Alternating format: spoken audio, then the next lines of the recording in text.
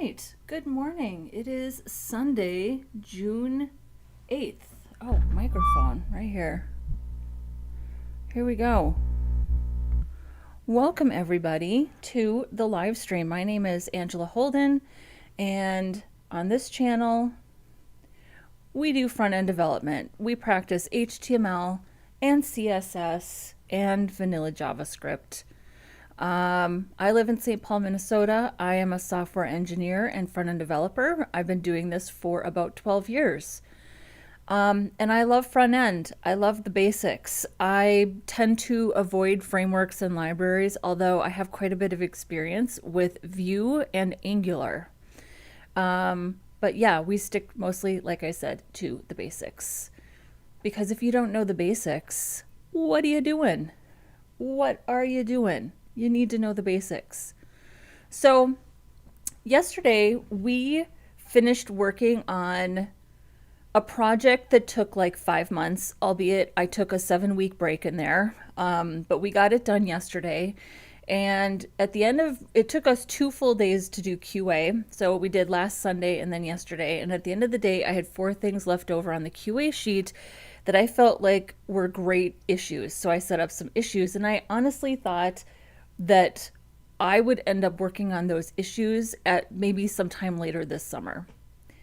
And somebody started working on 3 of the 4 issues immediately after the stream yesterday. So Ivan with an E, thank you so much. Ivan made us a favicon. He refactored the SCSS partials, and he refactored the JavaScript into modules. I did do the pull request for the favicon, and I haven't had time yet to look at the refactoring for the SCSS and the JavaScript. So I'm going to do that probably tomorrow or Tuesday, and I should be able to go ahead and merge those. Thank you, Ivan, so much for doing that. I appreciate it, and it was so unexpected. I don't know. I didn't think anybody would work on those. I don't know what I was thinking. So it was just really, really cool to have somebody jump in and want to help with that. So I really appreciate it. So today we are going to get started working on, so for the rest of June, I titled this stream the 21-day sprint because we have about 3 weeks left in June. I started at the end of December streaming, redesigning a website for myself. I've had the same website for a decade. And I'll say this, my original website, my original little WordPress website got me a lot of business. I had a lot of people hire me specifically because they said that the aesthetic of my website matched the aesthetic that they were trying to achieve. And I got a lot of business from that site. But it just didn't represent me anymore, especially after 7 years of not freelancing and just like having a job. Now that I'm back to being a solo entrepreneurial dev freelancer, I really, really wanted to redo my website. And the streams that I did in December to set up a project board, to do a style guide, and really do the planning that it takes to come up with a concept for a new website, it was totally worth it. And I didn't have all the answers in the very beginning. I didn't immediately come up with all of the solutions and figure out immediately what I was going to do. It's a process. So after those streams concluded, I sort of privately went off on my own and started building my own website. And I could not be happier with what I've come up with. But it's not done, and I haven't worked on it in about 2 months, and I need to get it done. I need this launched on or before July 1st so I can move on with the rest of my plans for my channel and just my own business goals. So that's what we're going to spend June doing, because this is like 3/4 done. So let me give you a little tour. This is the homepage, and this is the last thing. No, this isn't the last thing I'm going to say. This is just what I'm going to say next. This is, oh, hang on 1 second. 1 second here.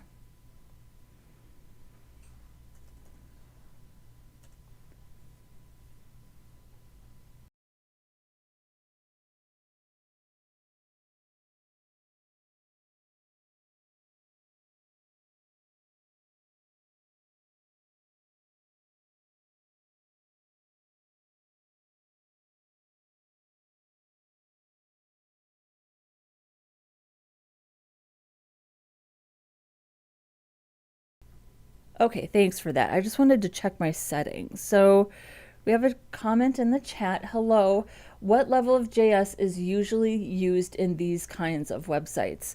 So vanilla JavaScript, and I would say that the JavaScript I write is beginner to intermediate friendly, in my opinion.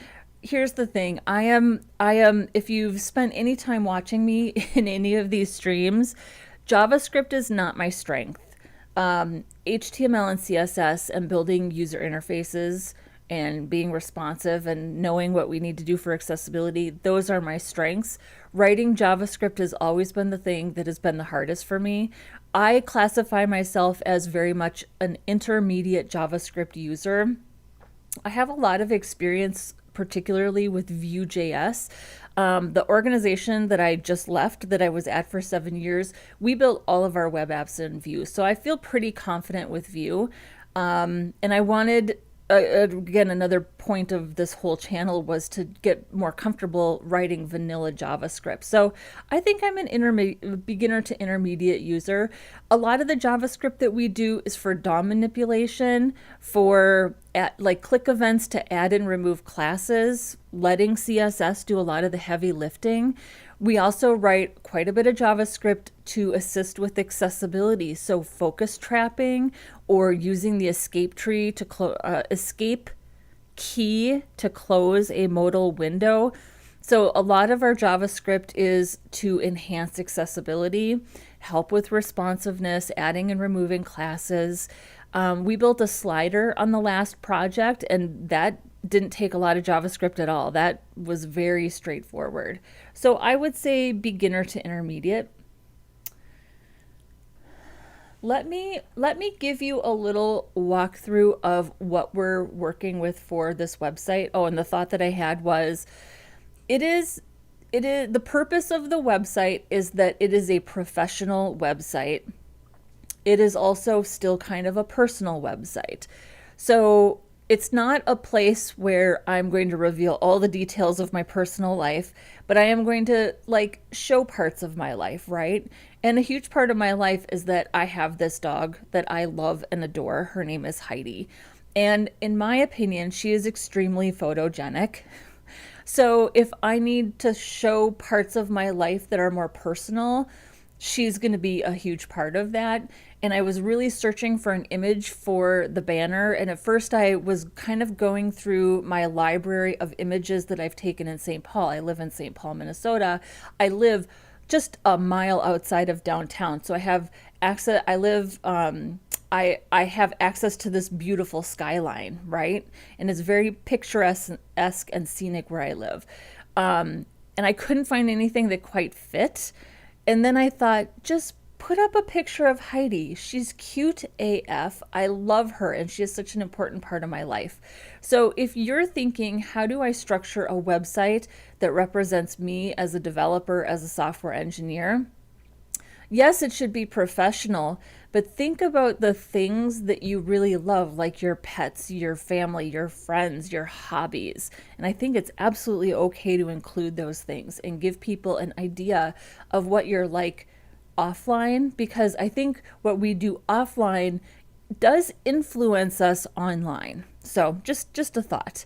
Okay, so design, develop, deploy. This to me is like my mission statement for what I do on this channel. We design it, we develop it, and then we deploy it. And I do think I talk regularly about DevOps and how important that is, having a strong front-end workflow for development, testing and QA, and then ultimately moving that work into a production site. So this is like my mission statement: design, develop, and deploy. I want this to be a feature project, and for right now I have just a live stream that I did several months ago talking about sort of attitudes about front-end development. I don't know for sure that I'm really going to keep this particular article. This is a decision that I need to make content-wise. And then I just wanted to do something visually interesting. So this is the color palette. These dots are the color palette for this site. I also want to do something. I have sort of this dashed underline, the design, the develop, the deploy. These are these H2s or H3s? I think these are H3s. These are H3s. And then this title is an H2.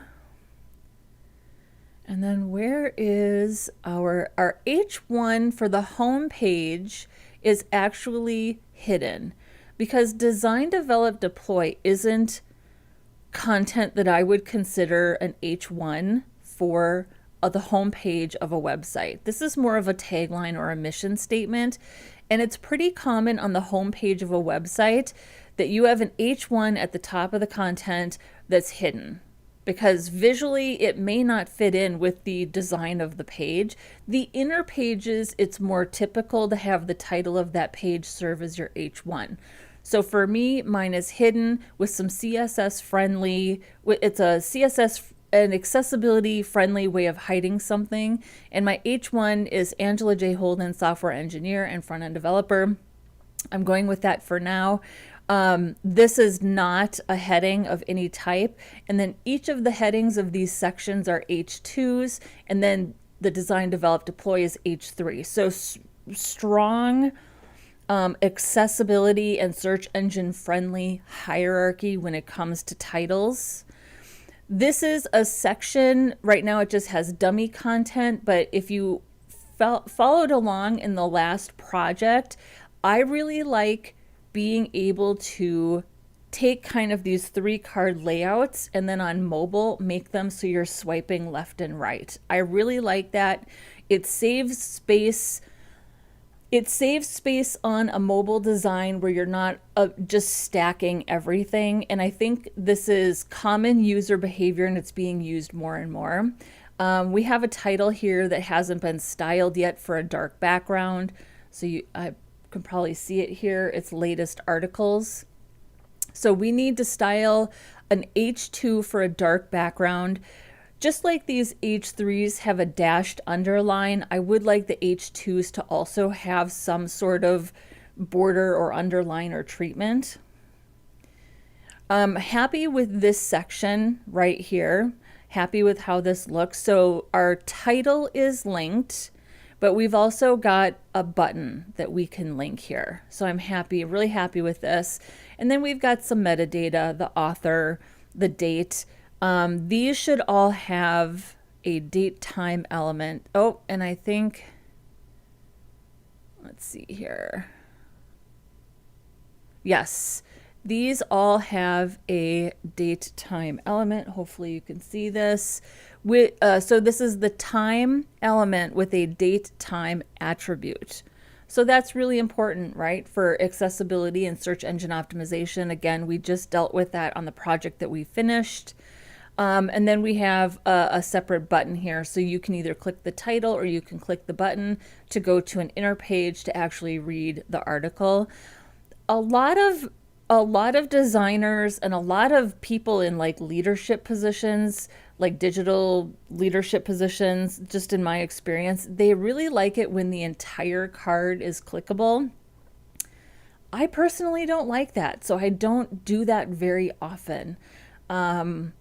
I've never liked that. I just don't like it. To me, it just makes it makes too much real estate hot. That's how I think of it.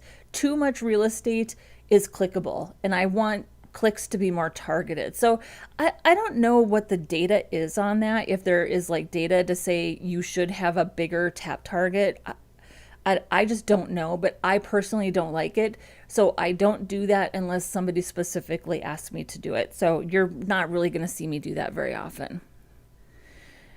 And then what's great about this design is the amount of time that I've spent on the header and the footer. And the header and the footer is on every single page, right? So that's like a huge chunk of your website. Once you can nail those two things down, like half your site is built when your header and your footer are done, they're accessible, they're responsive, then you can just focus in and get like laser focused on the content or the purpose of those pages. And I have to say I'm very proud of my footer. I think it looks really nice. I do have an affiliate link for DigitalOcean. I've used them for hosting for over 10 years. I love them. I think they're a great company. And I really like working with them. And it's a great deal if you sign up for DigitalOcean through my affiliate link. I think you get something like you get like a $250 credit for 60 days, something like that. We've got social media icons here. I have a little blurb about myself. This needs to go on the to-do list. I'm planning to use MailChimp as a newsletter sign up, but I don't have an endpoint yet for this. So if you were to use this to try to sign up, it wouldn't, the data wouldn't go anywhere. So we need to grab an endpoint. I also want to write a little blurb of text, just letting people know, like, if they sign up for a newsletter, what they're actually going to get, making sure that people understand that we're protecting their privacy. I've also built pages as an accessibility statement, a privacy policy, and a terms and conditions. So let's look at these. I definitely leveraged, whoops, hang on, didn't mean to zoom in. Come on. There we go. I definitely leveraged ChatGPT to get some of this language. One second.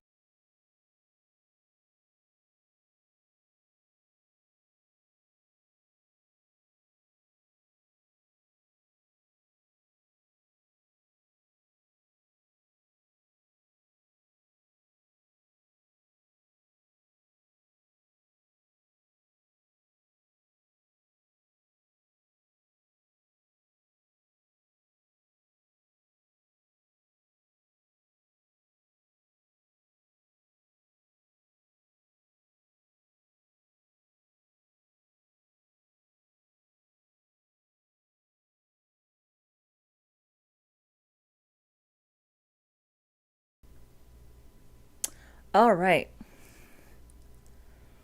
So I don't always love the language that ChatGPT gives me when I ask for help with content. It just never sounds, it just doesn't always sound like me.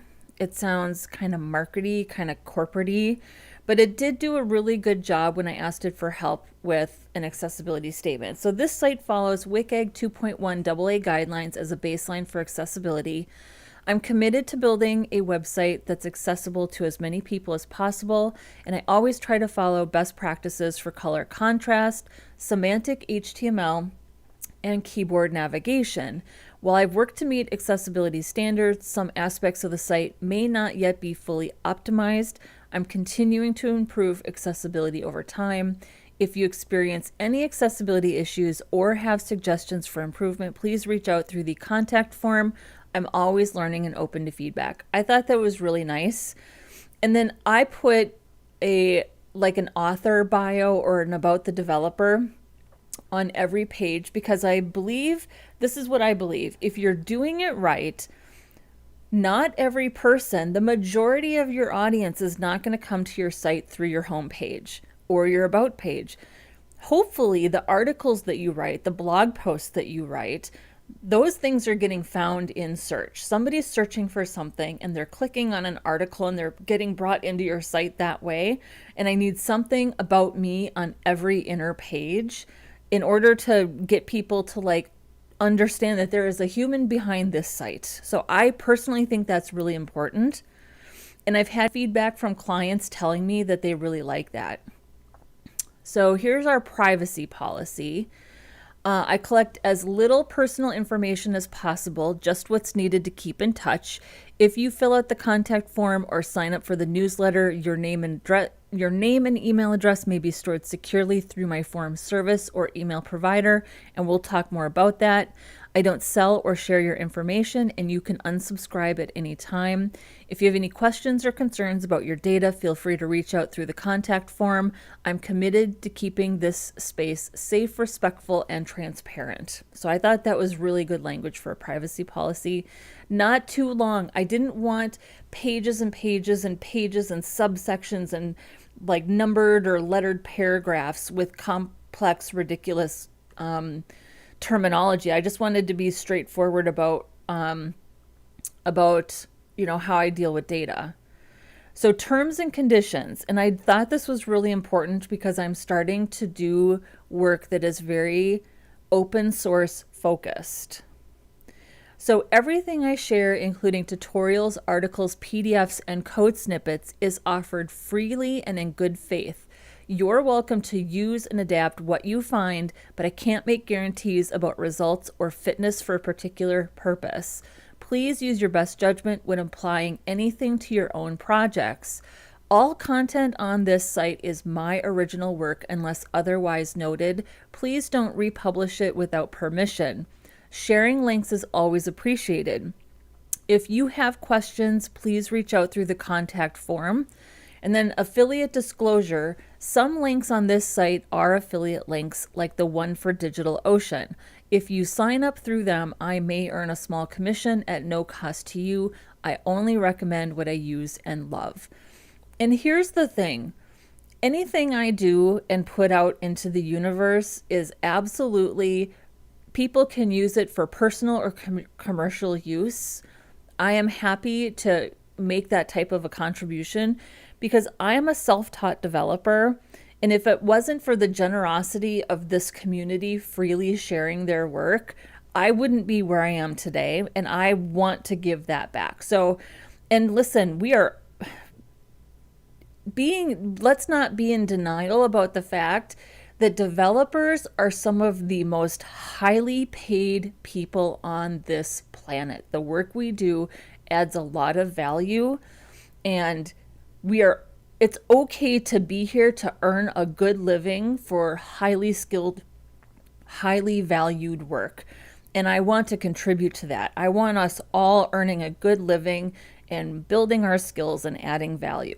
That's what I want. So, and if you see something you like, you think you can use it in one of your projects, you can add value to an organization and earn a good living, please do it. I want that for you. I want that for me. I want that for all of us. So that's that. And then we have a nice header, I love the header. Whoops. So let's talk about what's happening in this header.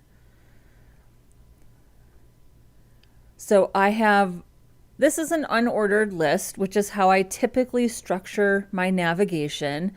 I really wanted to kind of break this up. This isn't an ideal structure if you're working in a content management system.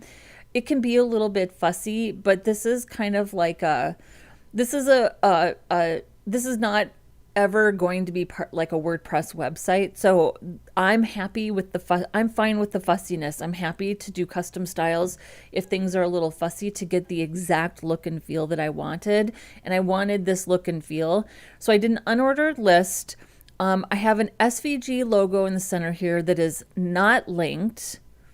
And then the rest is linked. So let's tab through this so you can see. So first of all, I did a skip to content.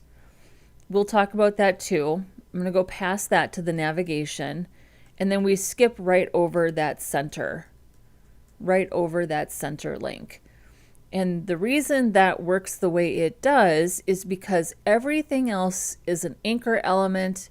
Anchor elements by default get focus when you're tabbing. The center element isn't linked, so tabbing skips right over it. So that's exactly what I wanted. Originally, I set this up so this would be like the home link, like a logo, so you would click it and go home. And I remember that it just didn't quite work the way I wanted to, so I thought, you know what, that's fine. We can just have a home link in the nav. That works. And then on mobile, I switched to this being a link right here. This being a link, my name, it just click this, it'll take you right back to the home page. So that's a traditional user experience. And then we have a nice little animated icon here, which this bottom looks, it doesn't look quite right. It looks thicker to me, so I'm gonna have to look at that. And then I took, with some absolute positioning right here, I took that SVG and I just popped it right up here in the corner. And again, since it doesn't get focused, this works really well. So let's refresh. So if we tab, there's that skip to content. And then there's my name for branding and linked back to the home page. Here's our navigation. We're inside now. And then we can just naturally. Now, I did not trap the focus. I did not trap the focus. We did that on the last project. We did focus trapping. I decided not to do that because you can still see the rest of the page. But I think I did the escape key. So if you open this and you tab through and the modal is still open, but you tab out of the modal and this continues to be open, you can still hit escape to close that. And that is really the minimum threshold accessibility standard when you have a modal like that. As long as the page is visible, and if you tab out of the modal and the user can still see what's happening, you just need to be able to hit that escape key to close the modal. So this is a different approach than what I took in the last project, and I was happy with this approach.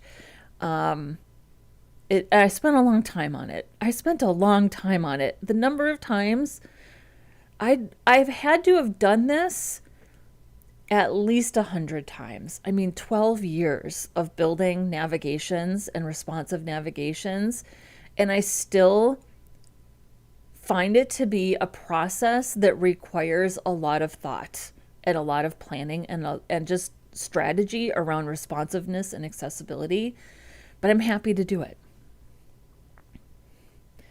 And Go Elmo Go is here. Hello, Angela. Hello, stream. We're so happy to have you. Thank you for joining us. And if you're new here and you enjoy this type of content, I would so appreciate it if you gave this a thumbs up. I really want to get this pushed out to as many people as possible, people who enjoy this type of content. And if you would like to subscribe, we would love to have you. I'm trying to get up to 1,000 subscribers here by the end of the summer, which I think is totally doable. We just need to, what do we need to do? We need to feed the algorithm. We need to support the algorithm. So if you wouldn't mind liking and subscribing for more of this type of content, we would love to have you. All right. Back to the stream. All right. So this is the home page. So what do we need to do here on the home page? Let's go to GitHub because I do have a project board. And before we go any further, let's just take a little look-see at our project board and see what we need to do here.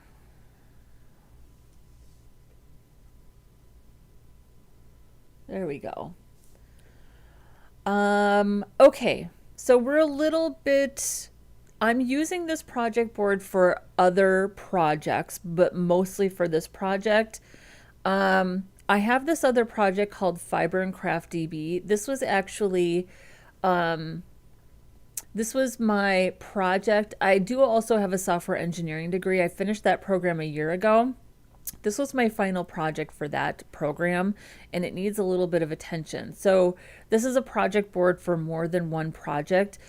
Portfolio is what we're working on. So here is what's done. Here's what's done.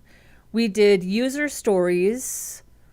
I started this back at the end of November. We did a software product vision statement. This is one of the first things that I did in order to define the goals and the purpose of a website. And we got this from right here.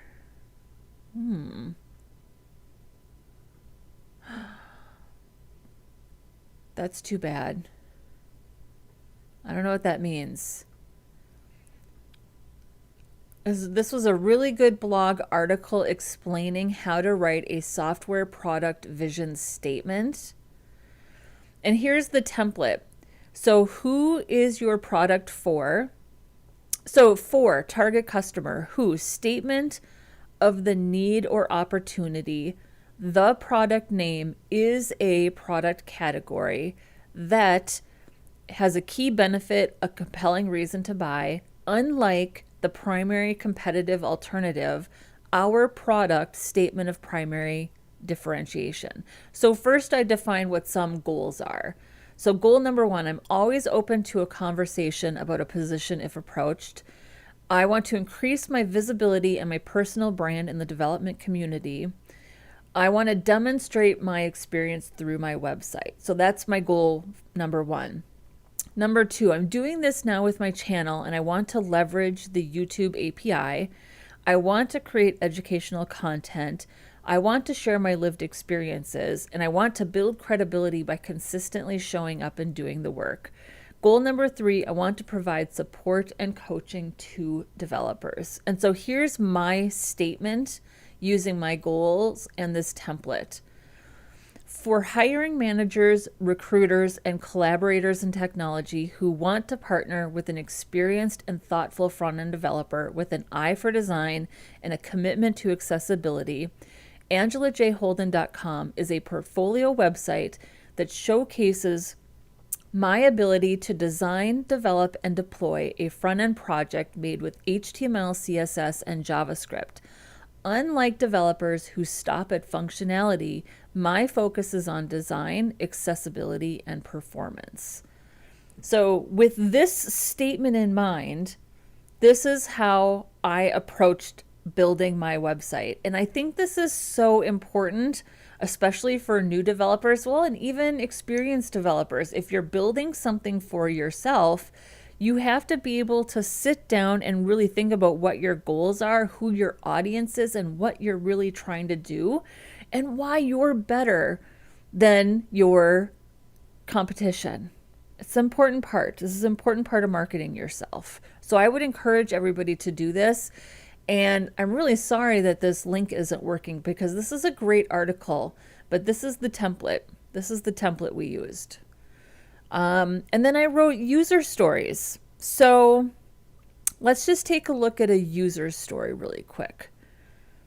So in a user story is, let's see here. So what is the anatomy of a user story? Yes.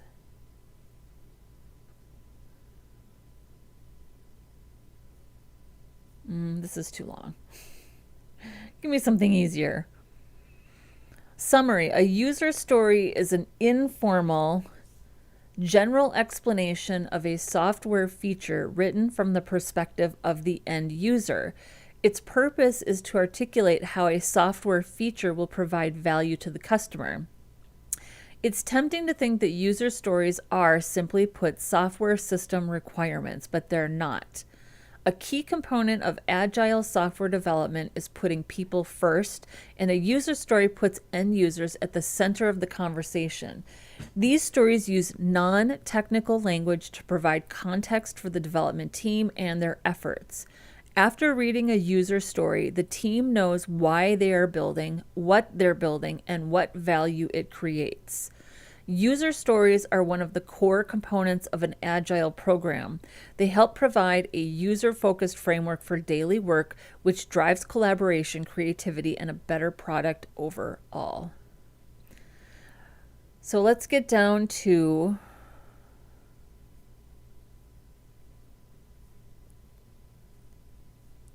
how to write user stories. Consider the following when writing user stories. The definition of done.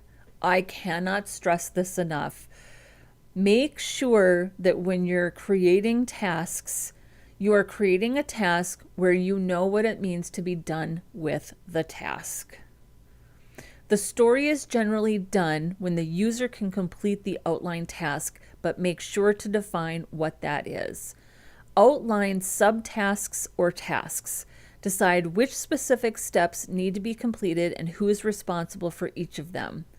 User personas, for whom, if there are multiple end users, consider making multiple stories. Ordered steps. Write a story for each step in a larger process. Okay. Here we are. User story template and examples.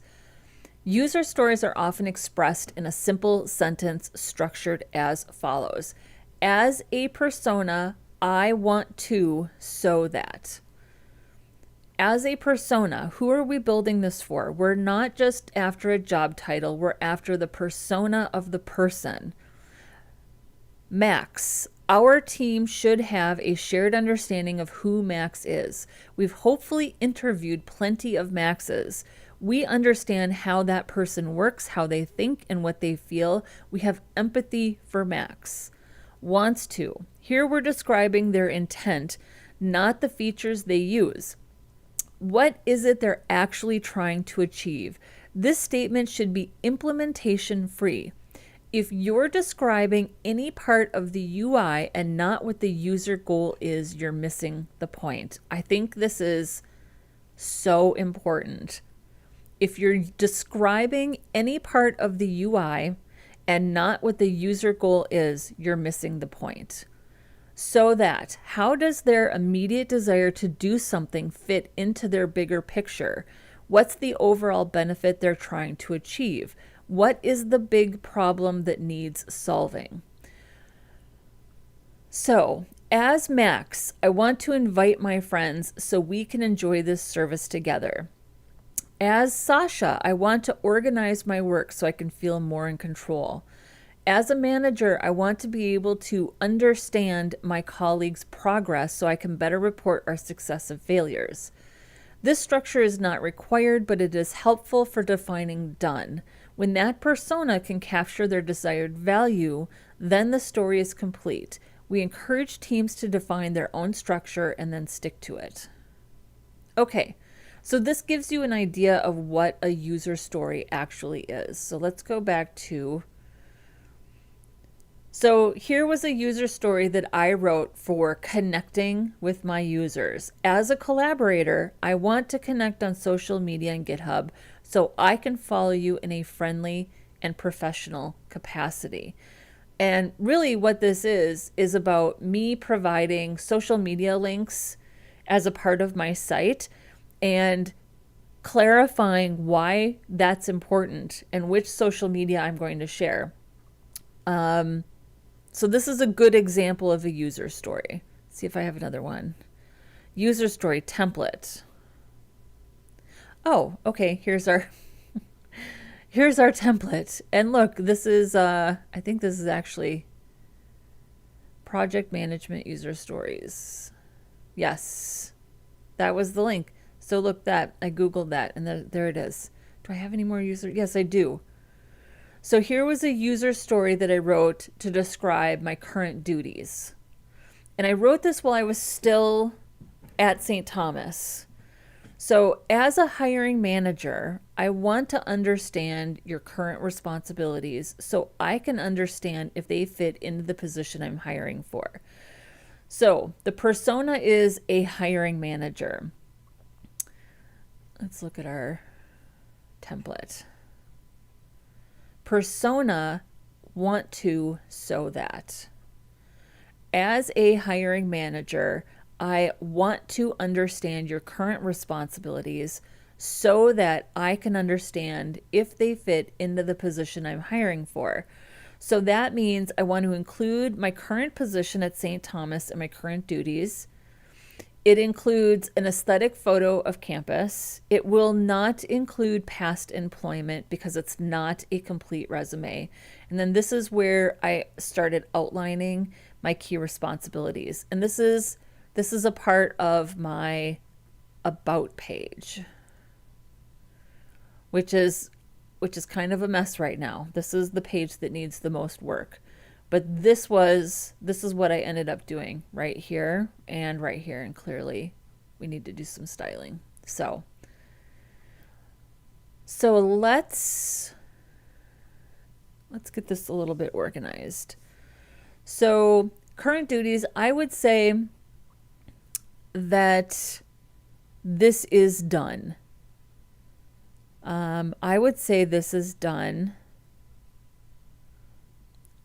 Yeah, I'm just going to say that this is done. And I'm going to close this issue because I have no desire to change that. It's really just the about page that needs to be done. We definitely need a GitHub action for deployment. So my front end and deployment process is that I will have a staging branch. So when I git push origin staging, this deploys automatically to the Heroku environment. And then I want all of my deployment to production to be by a pull request or merging with the main branch, and then that should automatically deploy to DigitalOcean. I don't have any of that set up yet. So this is definitely a work in progress. Homepage mockup. This is done. So I'm actually, well,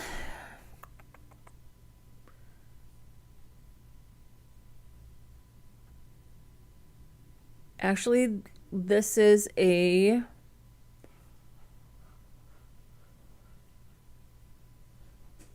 mean, there's definitely things to do on the home page.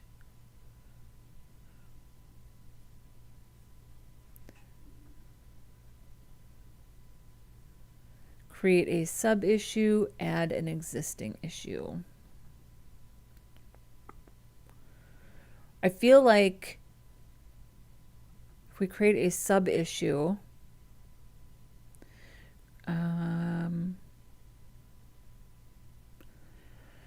okay, so are we creating issues and then adding them?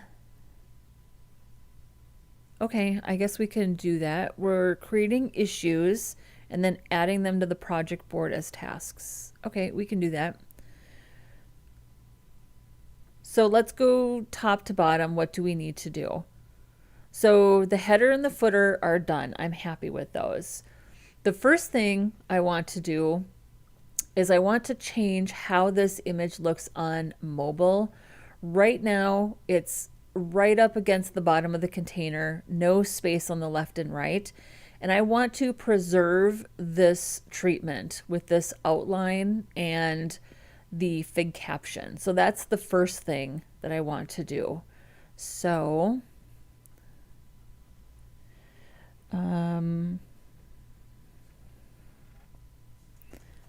update mobile hero photo design. Right now, the photo on mobile doesn't have any space. I want to preserve the border and the fig caption. So that's our first issue. This is going to be assigned to me. And we'll create. All right, this is good. What else? So we need to, so we definitely need some more space between the image. So I think on desktop this is fine. I want this H2 to have some sort of border or treatment.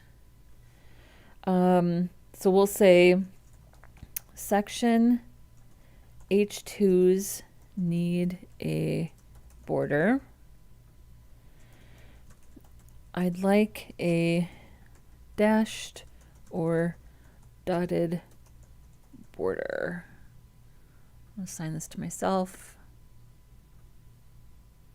Create.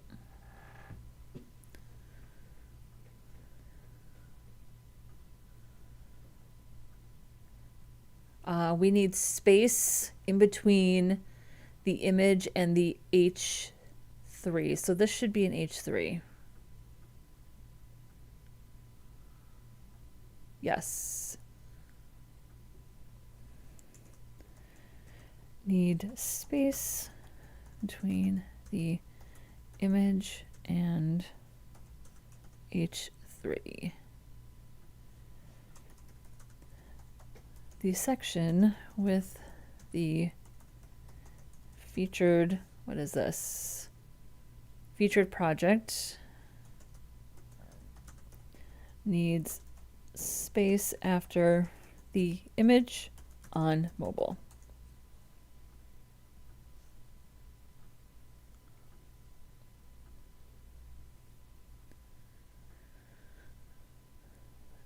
Okay, and then the most important part is actually choosing what this content is. Decide on content and an image for featured project. Need to audit all content and images and decide what goes in this section. Also, if it's a YouTube video, decide if we're going to embed an iframe, which I don't exactly want to do, but I think if you do one per page, I think it's okay. I just don't love the resources that takes up for page load. Embed an iframe, or if we write some JS to load an iframe on click, which we could totally do if we have iframe on click. If we have time, we could totally do that. Or we could just embed an image, and when you click the image, you open a new tab and go directly to that YouTube page. That's the easiest if I decide that a featured project is going to be a video or if it's just going to be an article. So this is a decision that we need to make. Okay. Generally happy with this section, but again, this would include the fact that I need some sort of border for the section H2s, but that's already covered by the other task. I'm completely fine with how this looks though on mobile. Very happy with this. This content is written. I wrote it myself. I did not have ChatGPT do it because I didn't like the tone. And the Supreme Overlord is here. Hello, Supreme Overlord. We're happy to have you. One moment.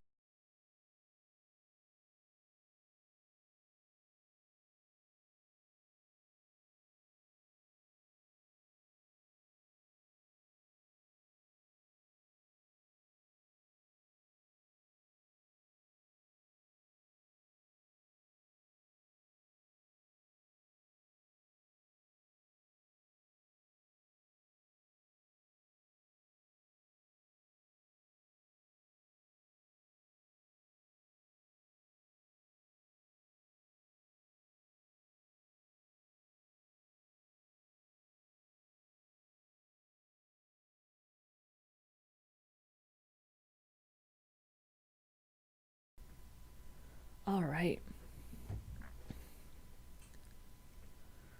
So yeah, this section looks good. I'm really happy with this. Okay. This section I'm also really, really happy with. I definitely spent some time on this. Let's just really love this. Saves a lot of real estate for mobile. I mean, as home pages go, I think this just looks great. I'm so pleased with this. So what we need to do here on this section is we just need to make sure that we are styling the section H2s for dark background. So let's do a sub issue for that. Or we could, we're going to do a separate one because that's one more thing we get to check off. So section H2s need to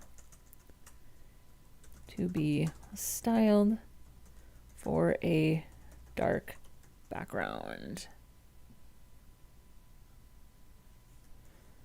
Yeah, I guess that's the description too.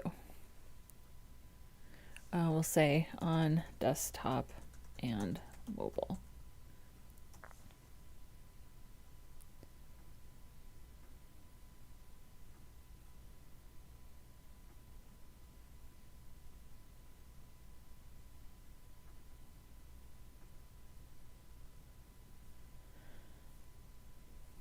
And that's about it. I mean, well, okay, so I think actually we do want a call to action button beneath here at the bottom of the section. The other thing I want to think about is adding a call to action button up here as well. So let's do a task.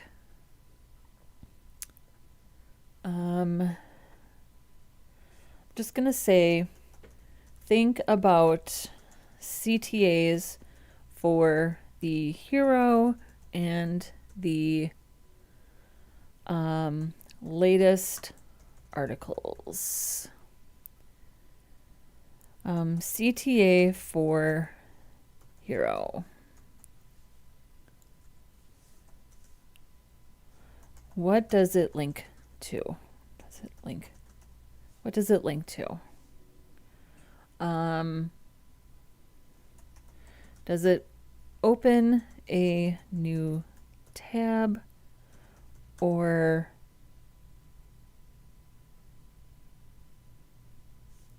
so this is opens a new tab if links outside of site. Yeah, I'm not exactly sure what that would link to. I haven't decided yet. Okay, and then CTA for latest posts. Button beneath the 3 cards that link to which is really the articles page. Yeah, that works. Okay.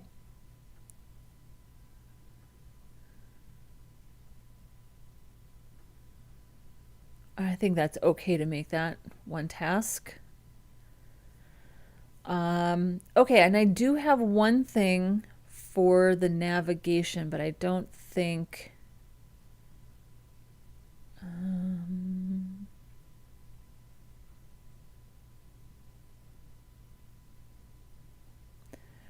instead of creating a whole, let's just go ahead and create a sub issue for the for this one navigation issue here. So update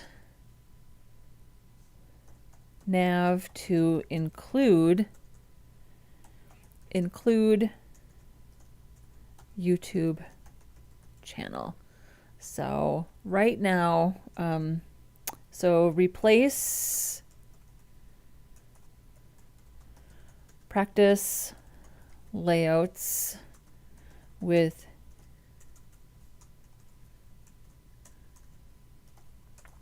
YouTube and link to channel in new window. And let's do this. Icons. What is it? Open.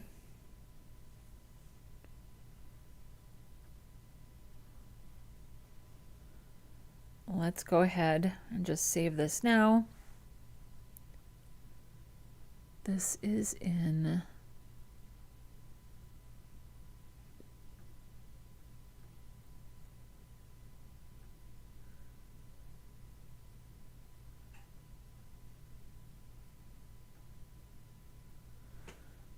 so that's the open outline. use the open outline SVG to indicate it's an outside link.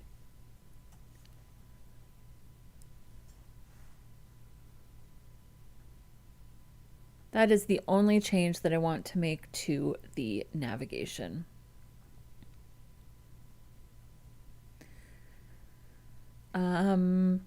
All right. And footer. Yes. We need, okay. We need,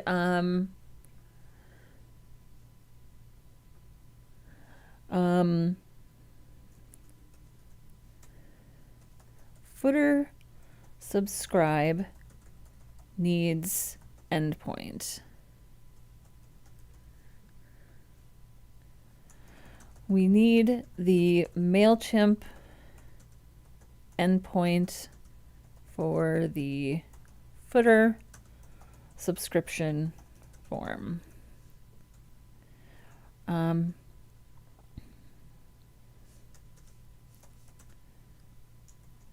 Also need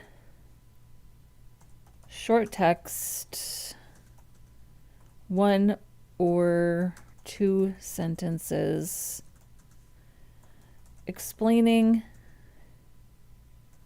why to sign up and how we use the data.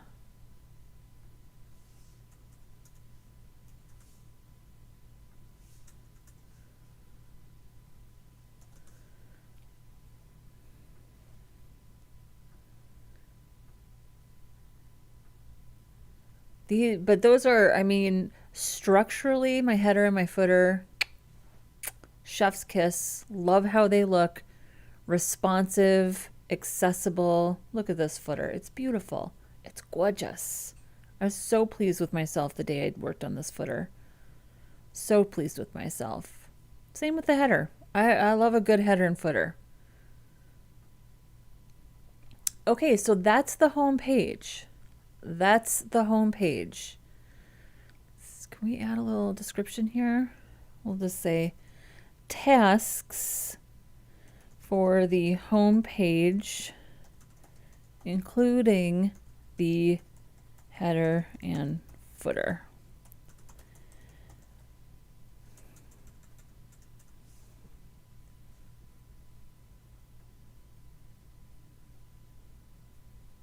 Love it. Love it. So we need to get this over to ready for development. Do we need labels?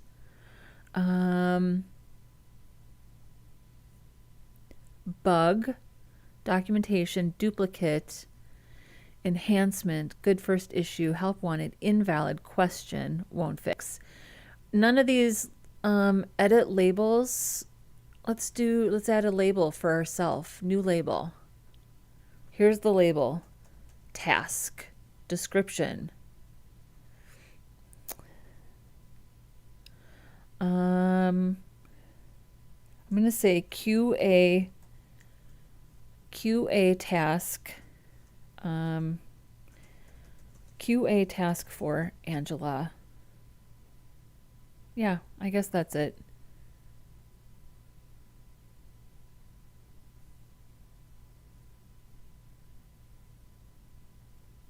What color is that? Oh, it's like a little random color picker.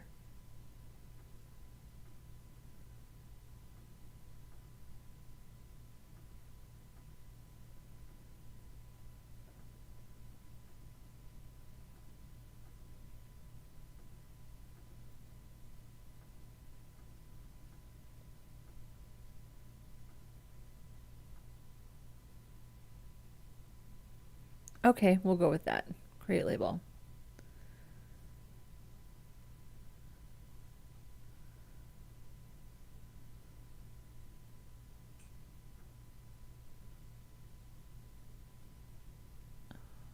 Okay, let's go back to projects.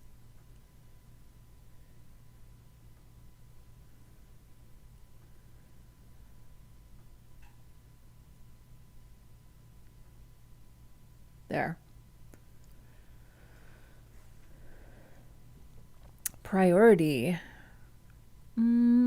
Everything's a high priority because I set this date. Okay, end date. Yeah, let's do this. June 30th. Size. I'm not worried about size. Priority high. End date June 30th. Milestones. What are no milestones were found. Okay, relationships. Add a parent. Okay, I don't think any of these. Create a branch for this issue or link a pull request. No. So many options. Okay. We love this. Oh, it doesn't show the label though. Kind of wish it did.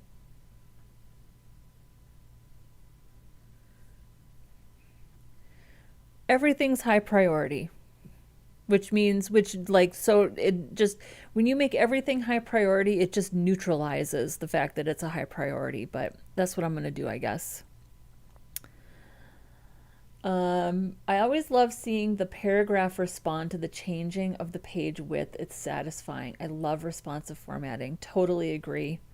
Totally agree. That's the great thing about front end in general, right? And responsive in particular is that we get the instant gratification of seeing that work in the browser. I agree. I love it. Okay, so we've got, what's this user story? As a prospective collaborator, I want you to send a message so I can inquire about partnering with you. HTML form, no email address, no form phone number. Why did I put that there? Why are those bullet points? Formspree.io, first name, last name, email, phone, message. Oh, no email or phone number, as in I wasn't going to include my email address or phone number. I did that for years. I had my email address and my phone number on my website, on my contact page. On every page, I had the form and that information, and I'm still suffering the consequences of that 10 years later. So I use Formspree to build my forms, and that's the endpoint that I use to send form data and collect form data, and I really like it. It's very straightforward. The API is really easy. Highly recommend it. They have a free version, but even the paid version, in my opinion, is really affordable. And this is done. Pretty sure we can check this off the list. So here's our form, and here's our endpoint right here.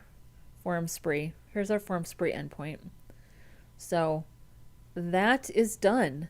So we're going to go ahead and mark that as done. And I think we can also go ahead and close the issue. So that puts that in the done column and closes the issue. Nice. So let's see what this is. Design and UI elements. Responsive table, masonry layout, SVG background, modal dialog, search, filterable projects. Okay, so I think this was my wish list of responsive elements. So a lot of these things, interestingly enough, I completely forgot about this task. A lot of these are done. So we did a responsive table on the last project. I think we did it did we do it last weekend or the weekend before? It was within the last couple of weeks. But I haven't styled a responsive table for this site.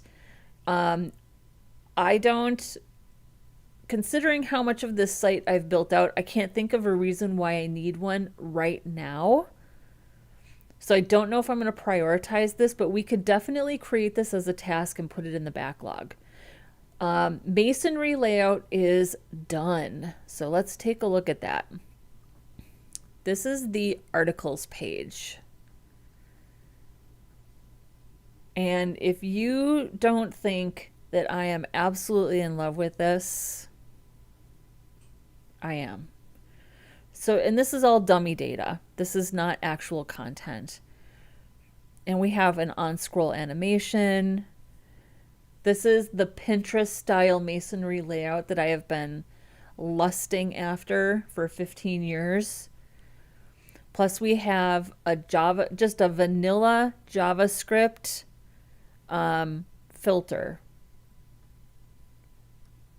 I mean, I just could not love this anymore. Come on, there you go.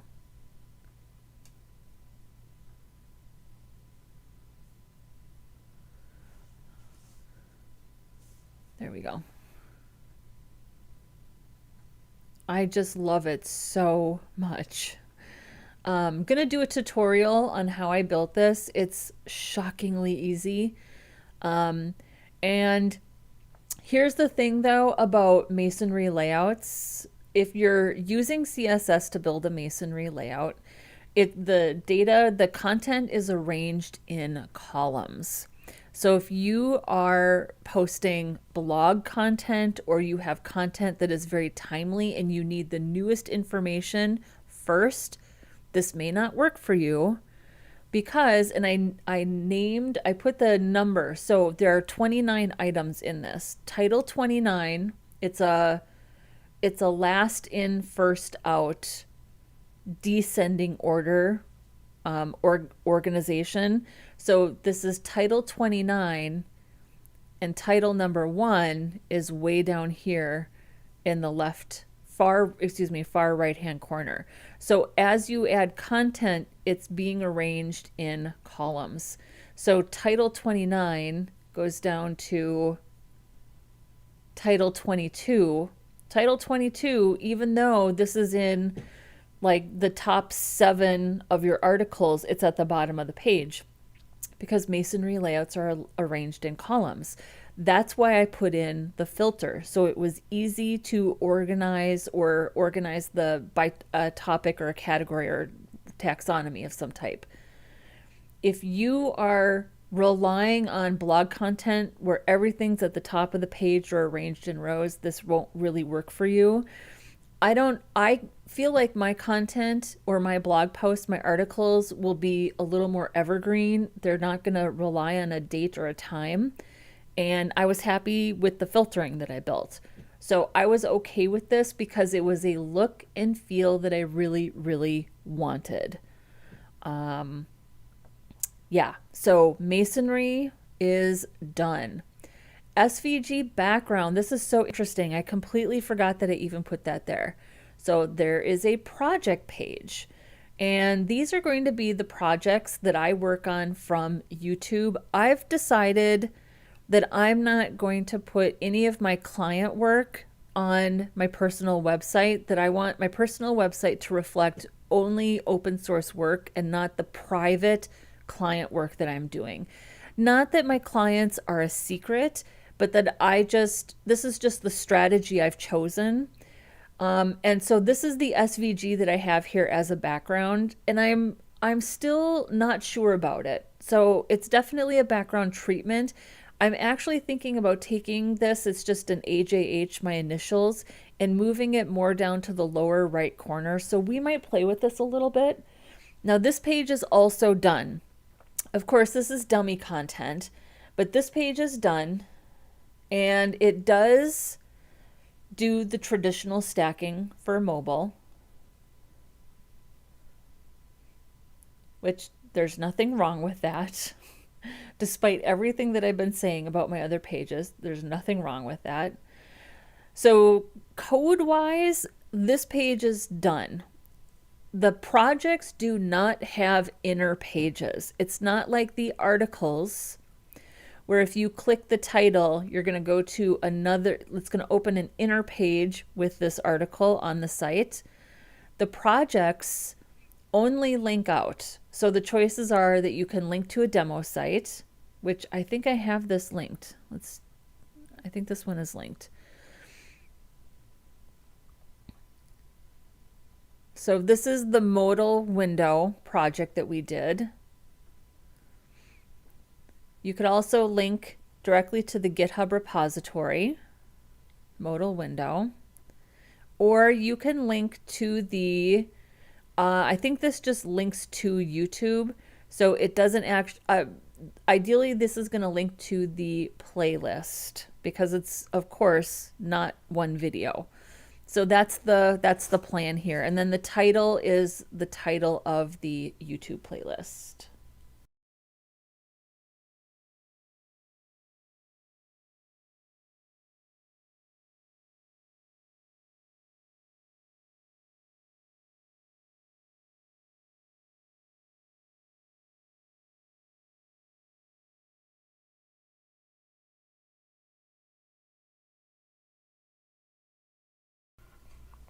Okay. So what we need to do, what was my original point again? I think it was, oh yeah, SVG background. Focus, Angela. So that's something we can check off the list. We have SVG background coded as part of the site. It was a design element that I wanted to have. I do like it, so we can check that off the list. SVG background. Modal dialogue. So I spent some time thinking about this. I am not going to include a modal dialogue. They work. They're annoying, but they do work. I'm not going to include one. I decided that I was going to put if I did include one, it would be a newsletter sign up. For now, I'm just going to put a newsletter sign up in the footer. In the future, if I get enough traffic to this site and if I really start to grow this list, I will consider a modal dialogue sign up. For now, it's just going to go in the footer. So this could also be a task for the backlog. And then it's there if we decide to move forward with it. Search. This is a static website. In order for search to be effective, you have to be either querying a database or an API. This is a static website, so search isn't really going to work because it doesn't have anything to search. I have been like having this conversation with ChatGPT about sort of turning this site, because I use PHP includes, turning this site into a little kind of homemade content management system. I thought at first I was like, I think I'll turn this into an Angular app. I don't want to though. I know I should. I don't want to. I like using a little bit of PHP. I could still keep it very lightweight. It wouldn't actually be querying a database. And then I could just have like a JSON file, right? I could just have a JSON file and keep the site simple and lightweight and then also searchable if I did that. For now, we're not going to include search. I don't have enough content. It's not organized in a database or an API, so search wouldn't even really work. So that's a no for now. And then filterable projects, we already looked at that. So it's actually not filterable projects. We could definitely add a filter. Once I get more projects in here, we could definitely add a filter. For now, I have filterable articles. So I will include filterable projects as a task for the backlog. In fact, I'll do table, modal dialogue, search, and filterable projects. These could all be backlog items. So let's go ahead and create subtasks for these. And then let's create subtasks for the ones that are done, just so we can check them off the list. The satisfaction of checking something off the list. Okay, so the first thing is, what is the first thing? Responsive table. Responsive table. We don't need this yet. But when we do, we've built this many times and can add it as needed. I'm gonna assign this to myself. I guess the label would be, should we edit the labels? So we've got task, and maybe we've got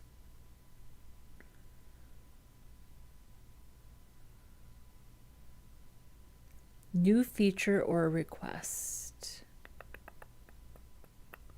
I guess we could just, that makes sense, right? Let's do enhancement and task.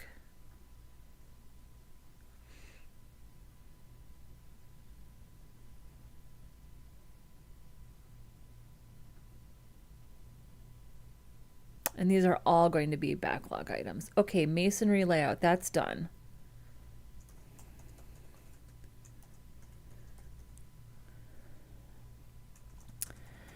We structured the articles into a column-based masonry layout. And we built a vanilla JavaScript filter, category filter. Category filter.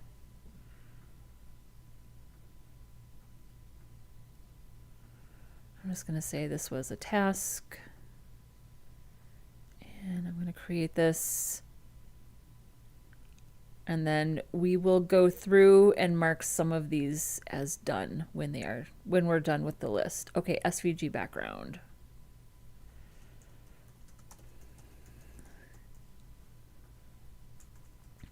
Added my initials as an SVG background to the projects page.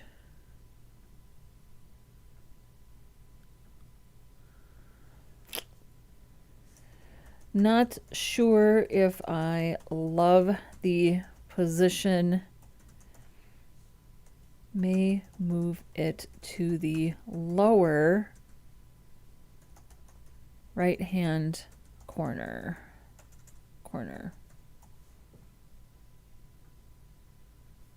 I'm just going to say this is a task. So this technically I think would still be open because I do kind of want to do that. Okay, modal dialog. Modal dialog.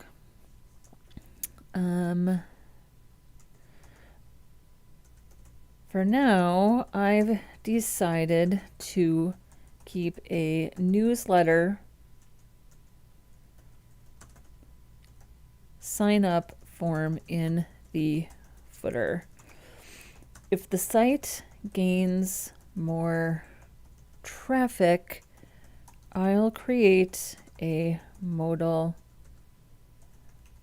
dialog for email signups.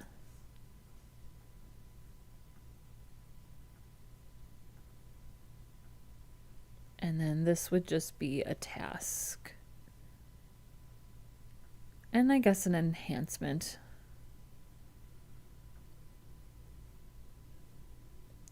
Search. Okay.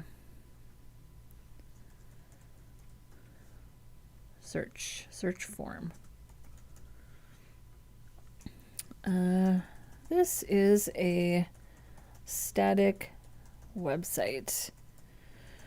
We don't query a database or use an API.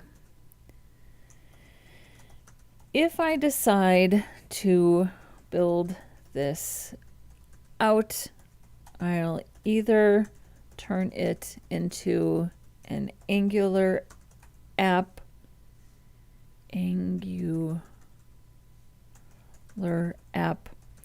or I'll make a homemade CMS with PHP and a JSON file. Either way, I can build search at that time.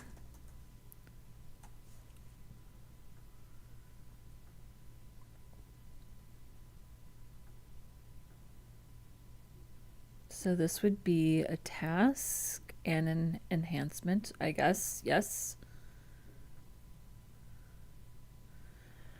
Okay, filterable projects.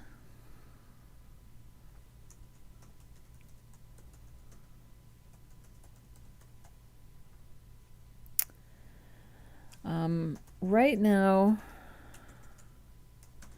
the projects are not organized by category. After that content is added to the site, I'll decide if I have enough to, I'll decide if I have enough to organize and build a vanilla JavaScript filter just like the articles.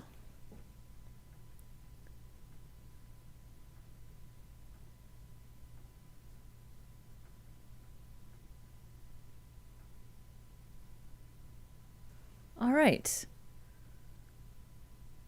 And yes, these all go in the backlog. These are all low priority.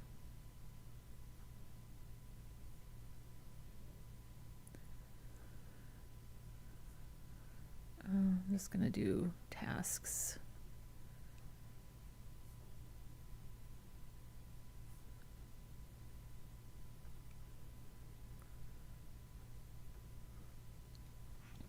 So this really keeps the project board clean, because everything is really then documented in the issues, isn't it?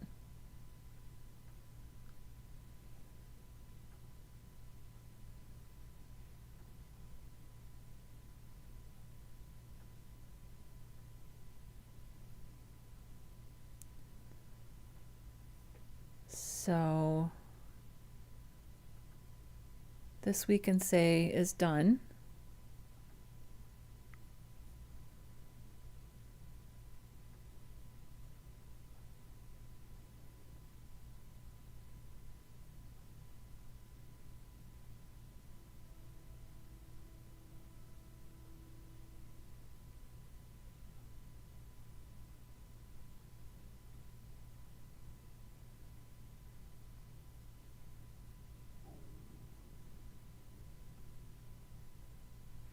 Oh, and our parent also is in here, but it has a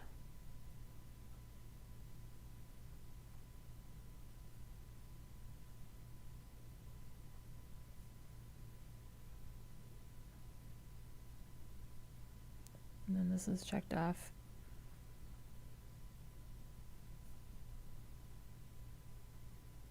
All right, that works, I guess.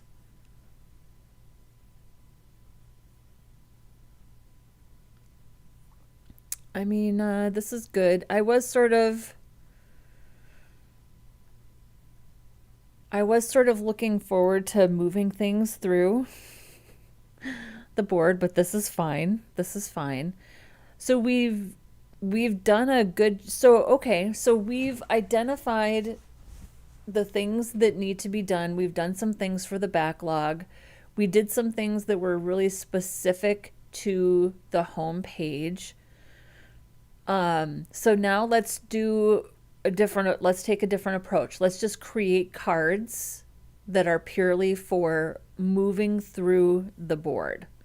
I think that's completely fine. We're basically going to do it both ways to see what way we like to see what way we like best, right?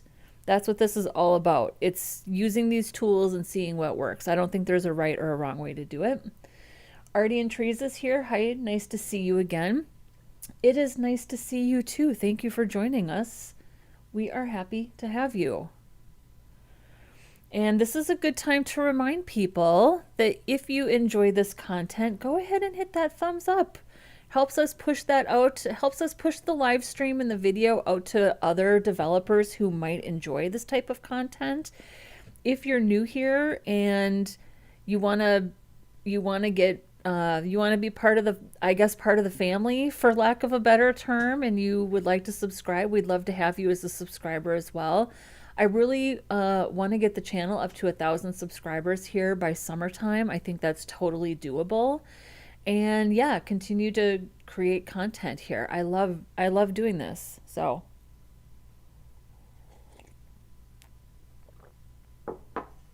and I appreciate you all so much. Okay.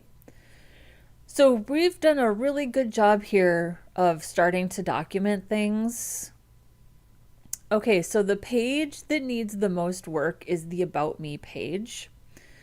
We've documented everything on home.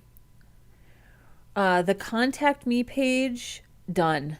Done, responsive, content is written, it is styled.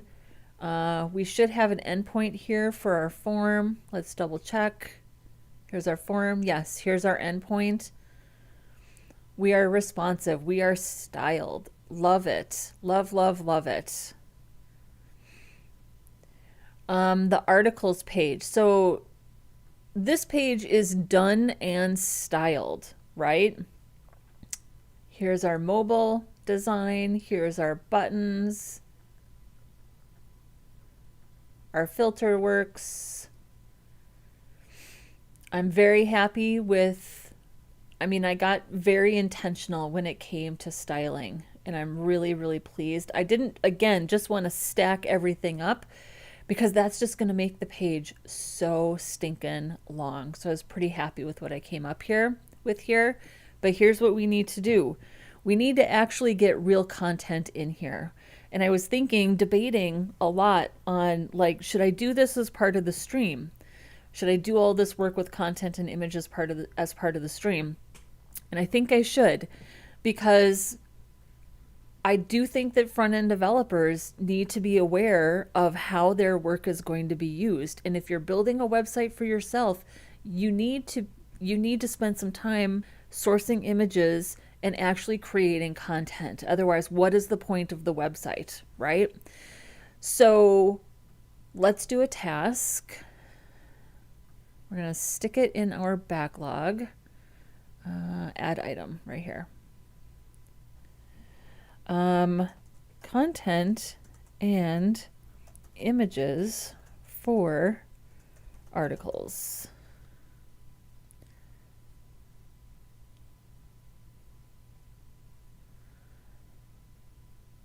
New issue. Okay, so it creates an issue and it creates a card. Got it. I can handle that. Okay. So content and images. Need to organize and build pages with content. And I do have content written. I have some pages already built, and I'll show you what those pages are. But I need to get the rest of my content written because I've created more videos, I've written more scripts, I've written more things. I just need to get it organized into an actual blog post. Need to organize and build pages with content.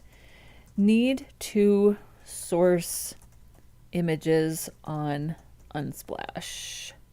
And so I don't want to spend a lot of money on images because I don't have money to burn for images right now. I also hate, with a capital H, corporate, generic marketing type images. Clearly, if you don't know by now, I love color. I love coffee. I love my dog. I love baked goods. I could stare at pictures of blueberry cheesecake all day, every day. I like flowers. I love a good charcuterie. I love things that are unique and pretty and aesthetic and colorful. So part of my process, and how does that work with like a blog article about building a masonry layout? How does that work with a blog article about best practices for a Git front-end workflow? I have no idea. So I'm going to show you how I'm using ChatGPT to sort of strategize, because here's what I'm not going to do.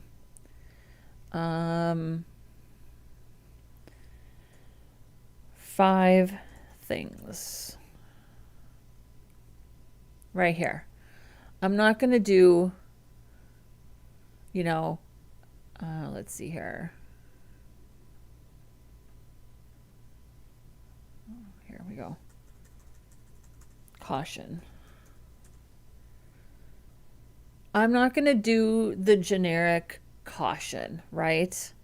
Or like 5 things you should look out for if you're doing blah, blah, blah. Or let's do corporate. Let's just call it what it is, corporate.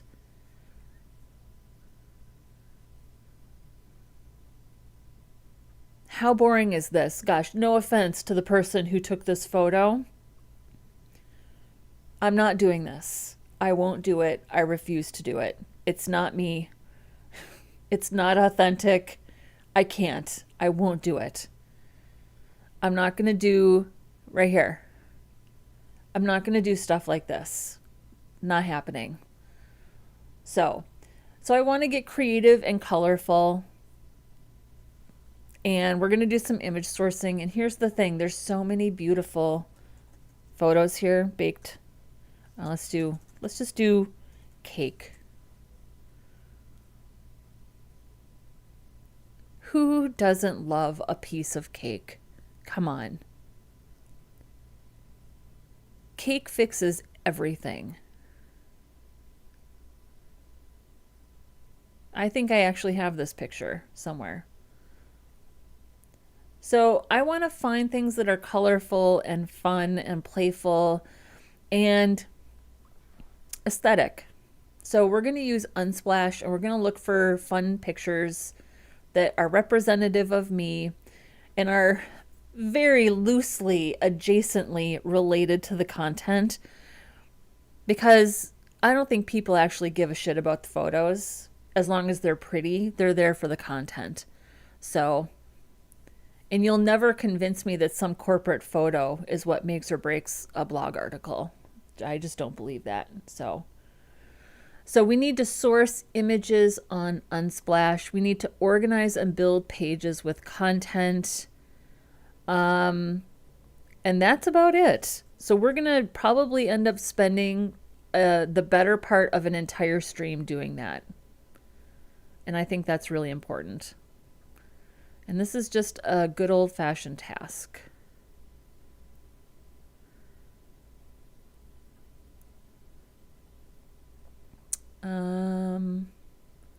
Oh, and then we also need to categorize. Well, let's actually include that here.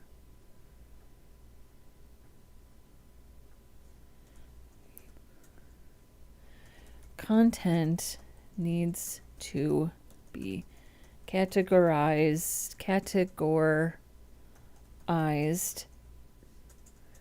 for the filter.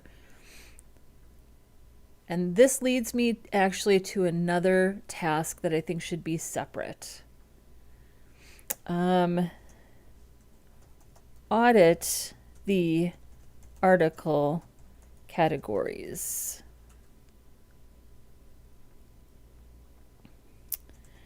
After content is loaded, make sure categories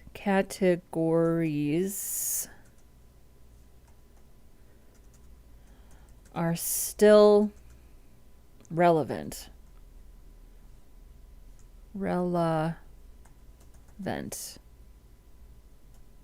It's not how I don't think that's how you spell that.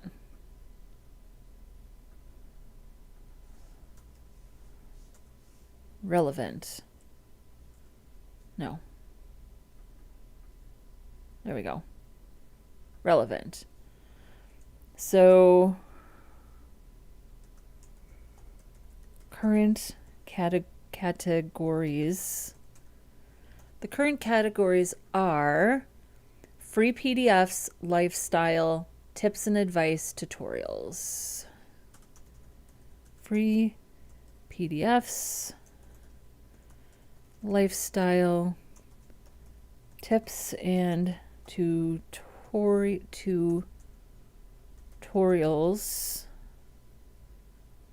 What was the last one? Tips and advice and tutorials.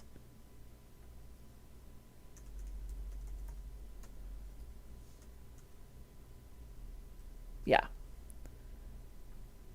But we're going to do that after the content is loaded.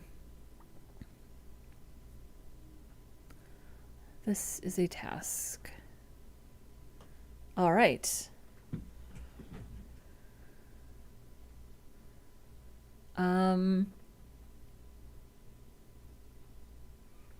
think that's it, but that's enough. This is gonna be a big task.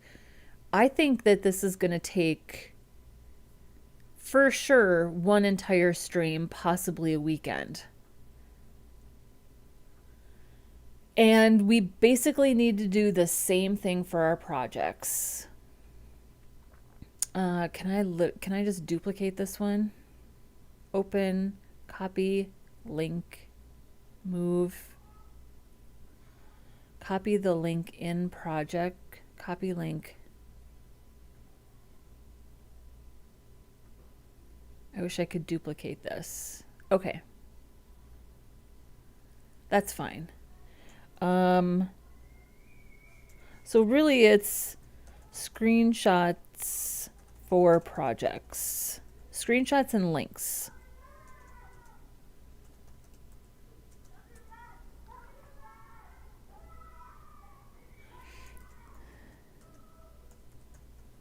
Need screenshots of all projects.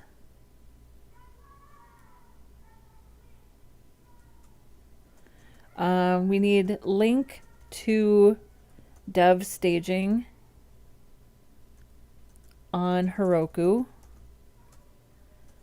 Link to Github Repo. Link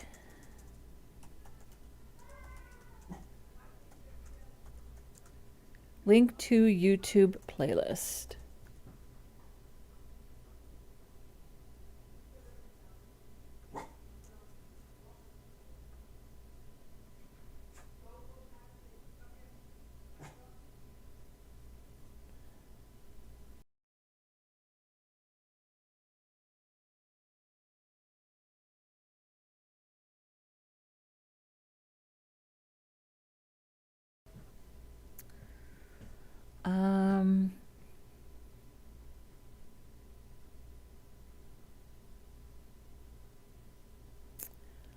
This also sort of implies that I need to make sure YouTube playlists are updated. This is kind of a separate thing though, huh?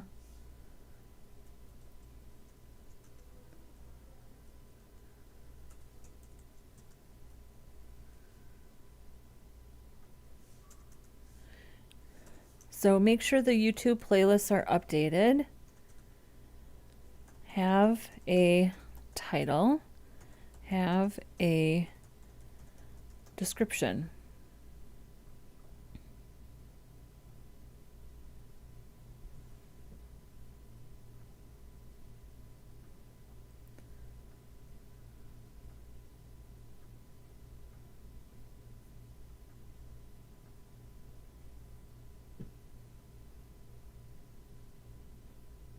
Yep. Okay, that makes sense.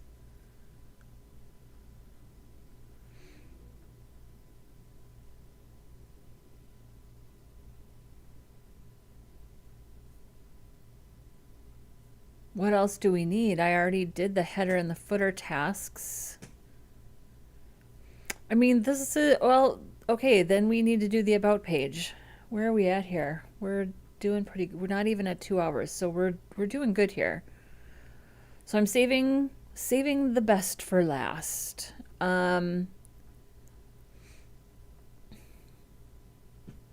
which is the About Me page. So literally the only thing on the About Me page that I'm probably going to keep is this experience and skills section. And it's not that this content wouldn't change. It's just that the content as it is right now, I'm good with. I like, and I like the layout, and I like the animation that I added on scroll. So let's just start a task for the About Me page and just start saying what we're thinking. So let's do About Me page.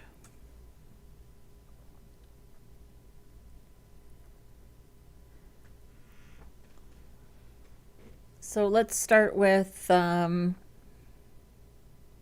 I'm going to do individual tasks for the About Me page, not subtasks.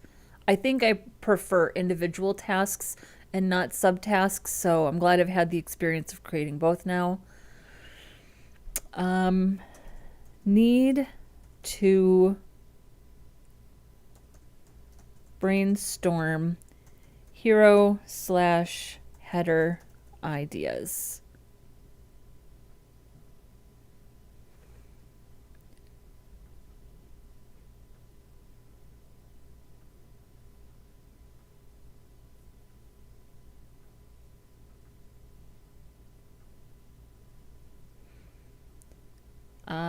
Obviously not going to keep this. The articles and the projects, these are both, they should be H1s. No, that's not what I wanted. These are both H1s. I skipped the hero, skipped the header. I just didn't think we needed them. The Contact Me page, I saw this like 13 years ago, saw something very similar to this, and I always loved it. So I love that I just did something a little bit unique, a little bit different here. Kept it simple. Contact Me is the H1 for the page. And then, of course, we have the home page, which does have what I would call a very traditional header. So I'm just not sure what I want to do with About Me. So what we're probably going to end up doing when we get to this task is I'm going to start on Pinterest. I love looking at Pinterest for hero ideas, and I do kind of want to do something hero-esque on the About Me page. I just have no idea what that would be. So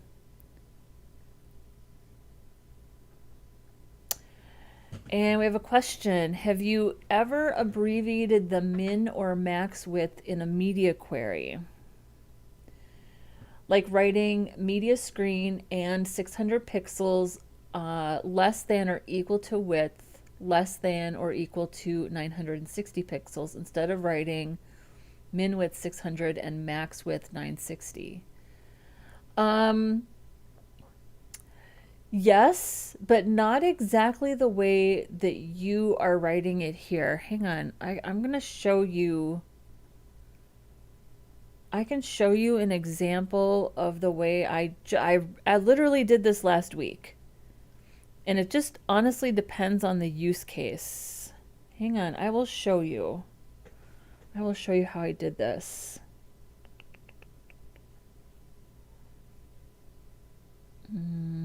Where did I put this?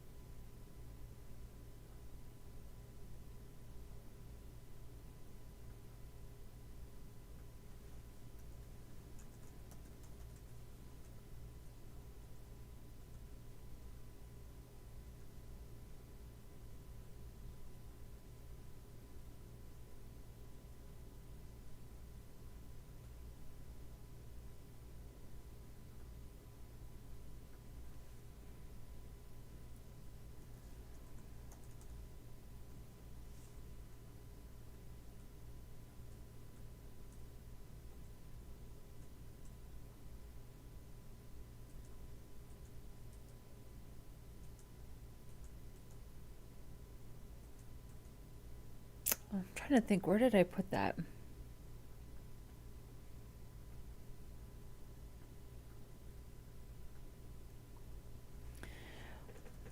It just depends on the situation. It depends on the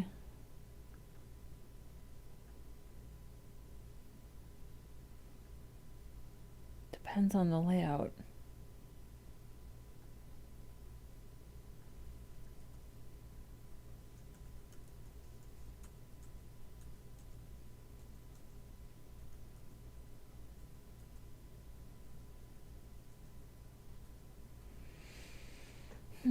Where did I put that?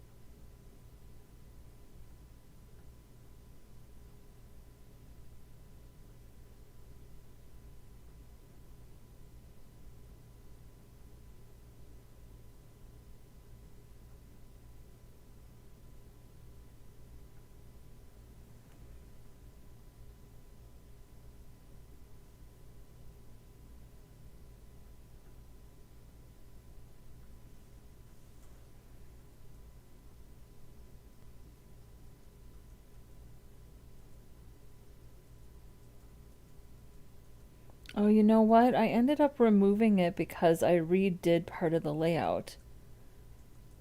That's why I can't find it. Oh, nope, I just found it. Okay, I just found it. It's interesting that, why is it here and not in the other place?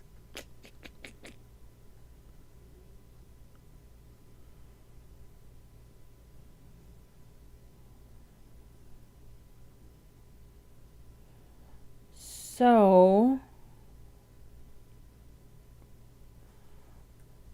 this is how I wrote something. Hang on. New.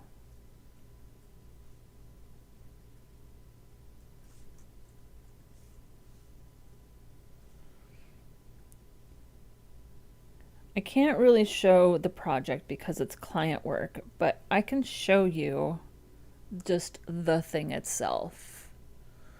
So I needed to hide something, and I even put a note in the code that said, this media query hides the actions, that's the name of this particular menu, between these widths. And what was happening is we had this menu, and the menu needed to move to a different point in the DOM based on the responsiveness of the menu. Like the designer, this is pretty rare, had mock-ups for very specific breakpoints for the menu. And I really wanted to avoid using JavaScript to manipulate the DOM. Not that there's anything wrong with that. I just wanted to avoid it. So what I ended up doing was taking this menu that lived in one spot here on desktop, but needed to move to this completely different spot in the DOM for mobile, and then reappear again in the original spot at the smallest mobile size.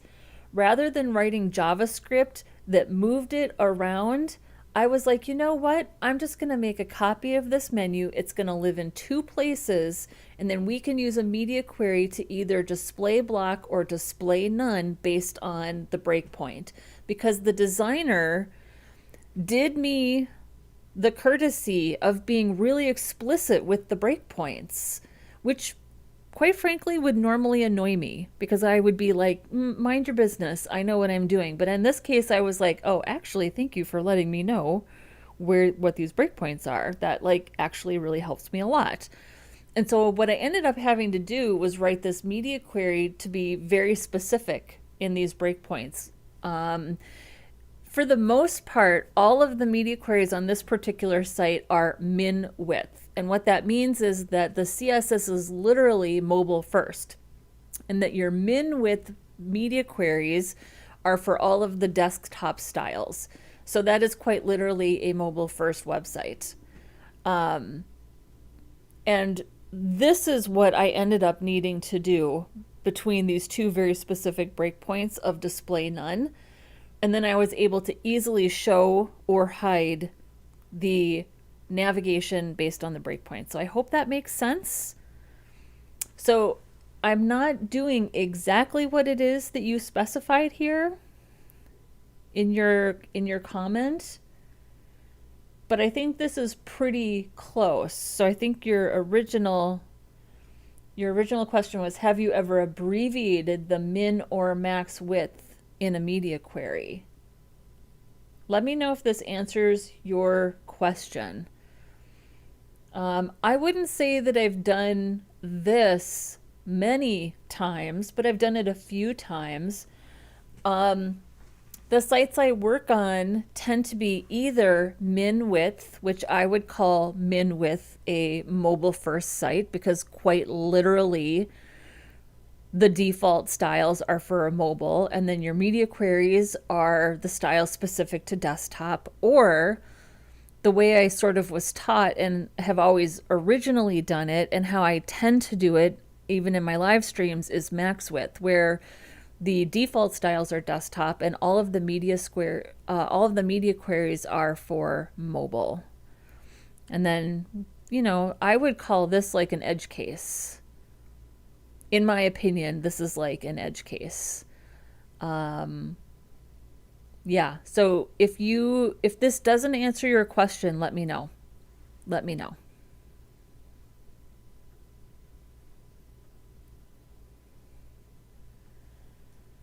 Okay, we're getting back to it. Oh, that's why. Hang on. I'm sitting here thinking, like, why can't I find this in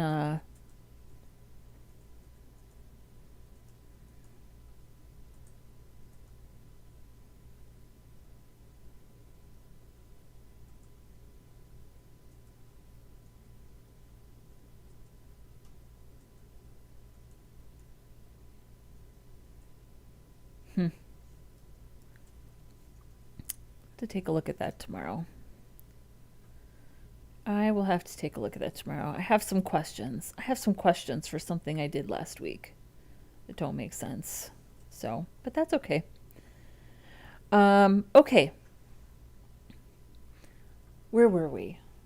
One moment.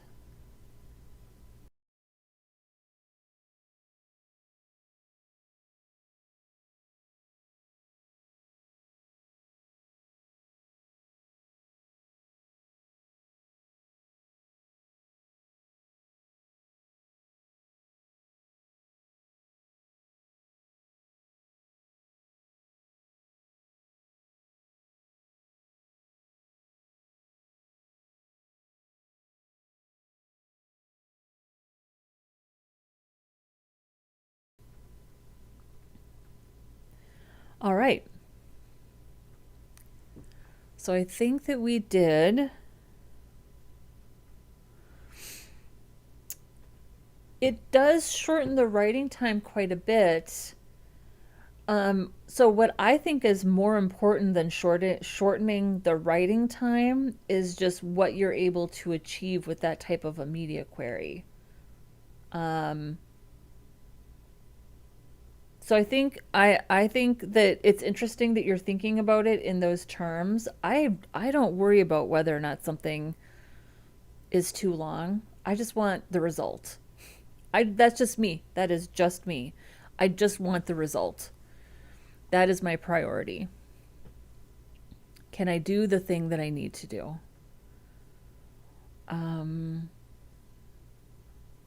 Okay. So, about me page. Let's actually change this to about me header. Save.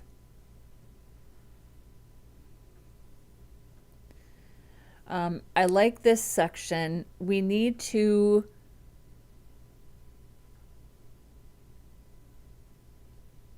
I don't work at St. Thomas anymore. I left in March, but I do still want to have this section. I think it just needs a little love.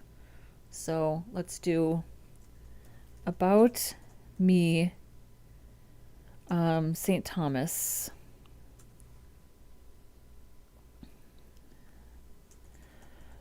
This section needs styling and design inspiration.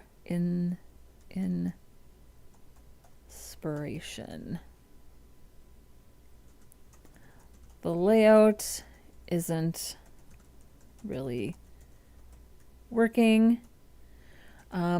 We also need to decide what the CTA does. Should it link to a resume? If not, where does it go? Where does it go? So these are some questions that we need to ask about this section. Here's our task. Okay. And then so this section, I don't think that we need to link to, this is actually what I wanted to do for this section. I wanted to do something that was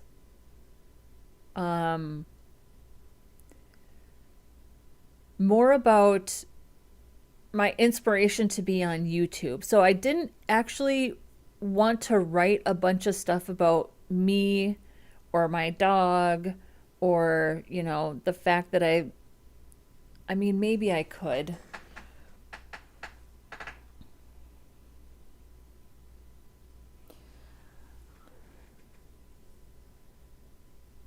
Yep, I agree. The most important thing is that it works. So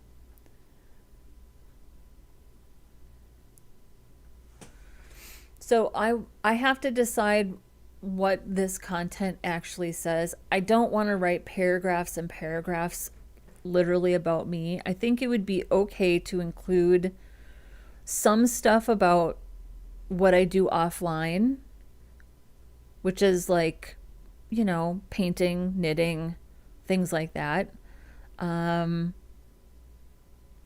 What I really wanted to do is talk about like my inspiration for wanting to be on YouTube in the first place. Okay, so let's just basically say create about me content. What do I want to tell the user? Something about my offline life.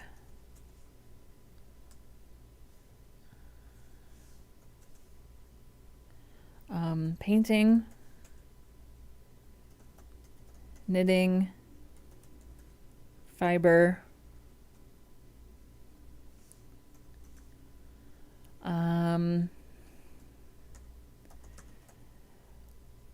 my inspo for starting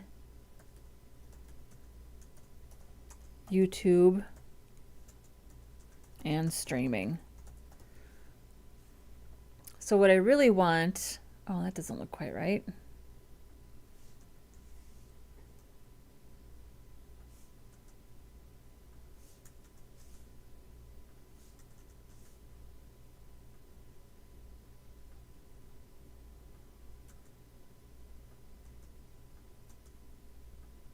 There we go. What I really wanted to do was talk about, let's see here.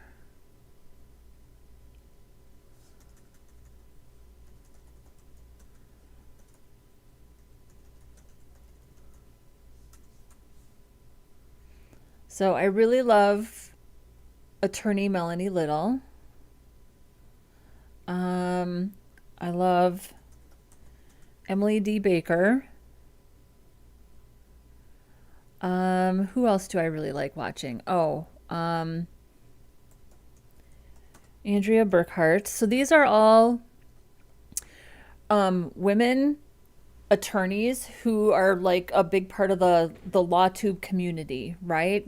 They do they live stream trials, they do attorney commentary, they cover the motions, they read the motions, they explain what's going on, they explain the law. Um, and so these three in particular are pretty unique. Andrea Burkhart is a criminal defense attorney. She primarily does appellate work and she's from Washington State. Emily D. Baker, I think she lives in Tennessee now, but for over 10 years, she was a prosecutor in the Los Angeles District Attorney's Office. Attorney Melanie Little was a civil litigator for 30 years in New York State. So they all have different perspectives, different experiences with the law. They all offer not wildly, but different opinions, different perspectives. And the thing that I love about them is that they are women with experience and they are sharing their knowledge and they are authoritative, and I just really love watching them, and they were my inspiration for finally starting a YouTube channel and streaming in particular.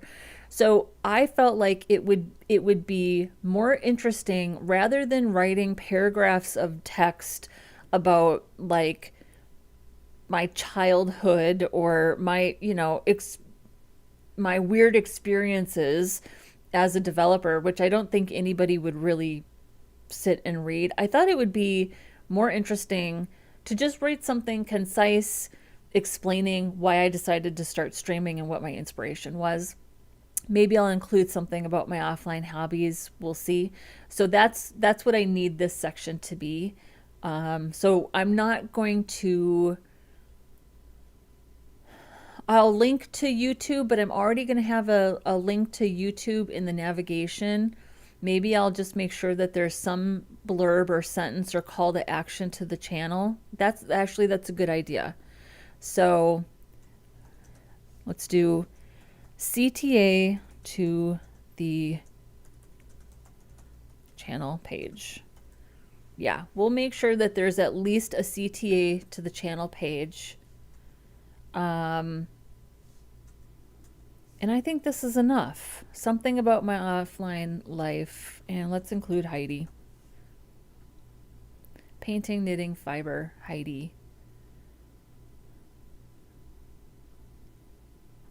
So we just need some content. We just need a little content. And then that will drive our design. I need content in order to get inspired with design. I need to understand the purpose of the page, who my audience is, what I'm trying to communicate to the user. Once I understand what those things are, that's when I'm able to really feel inspired by a design or a layout. Okay. So ready for development is everything that we identified on the homepage mockup. Cannot reorder items between sorted value. Remove sorting. There we go. I do want to be able to reorder my items.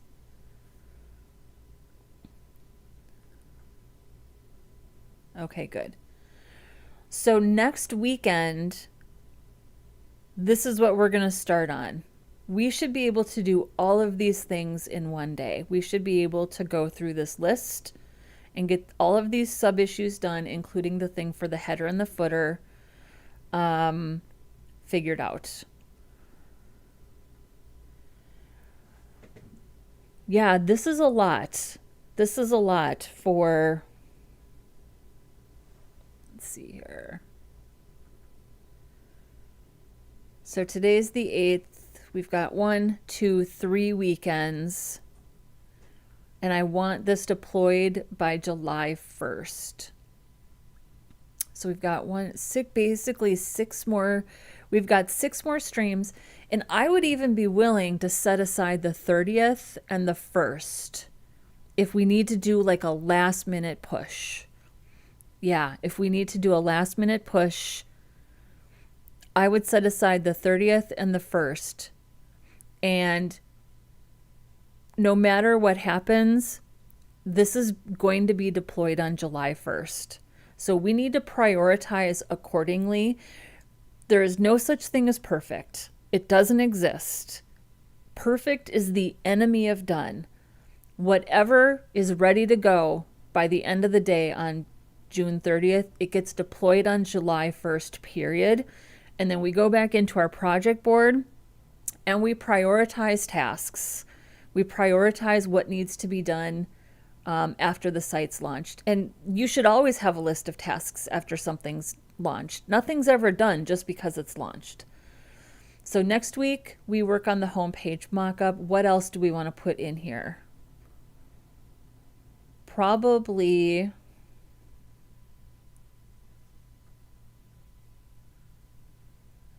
all of these things we basically put into the backlog. I think probably we could do the SVG background.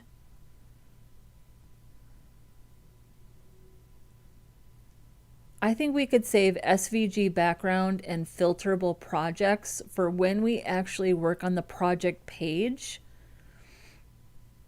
because the priority is loading the project content and images and links, not adjusting the background. That is not a priority. Oh, I can reorder these. Nice. I'll put this down at the bottom.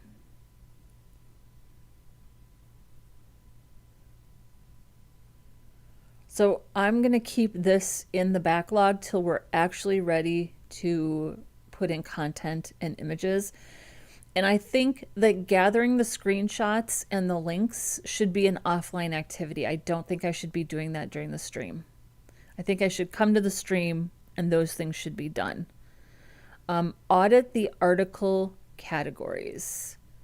Yeah, this is for screenshots and links for project. Wait a second. Did I already look at this?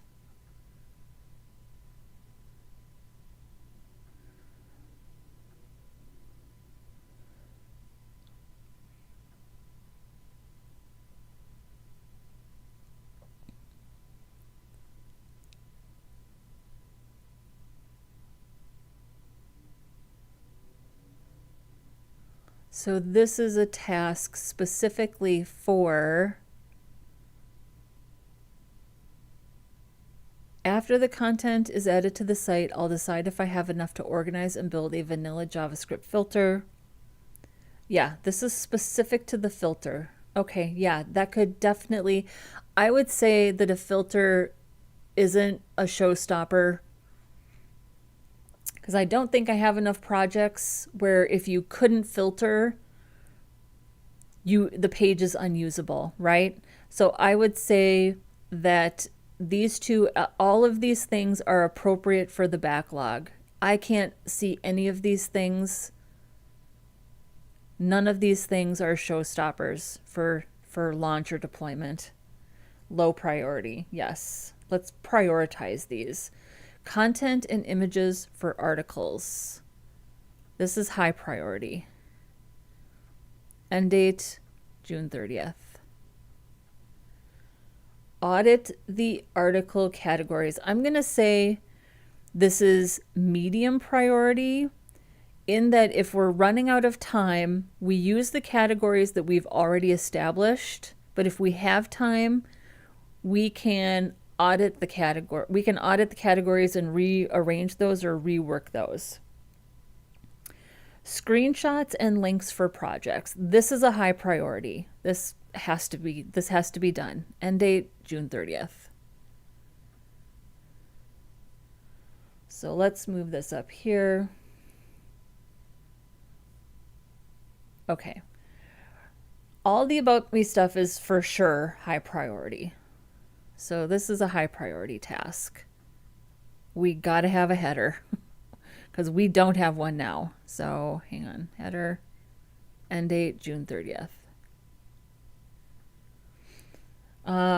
This About Me St. Thomas section, this is a high priority. because it doesn't work. It's like not styled. I don't like how it looks. And then create about me content. This is absolutely a priority.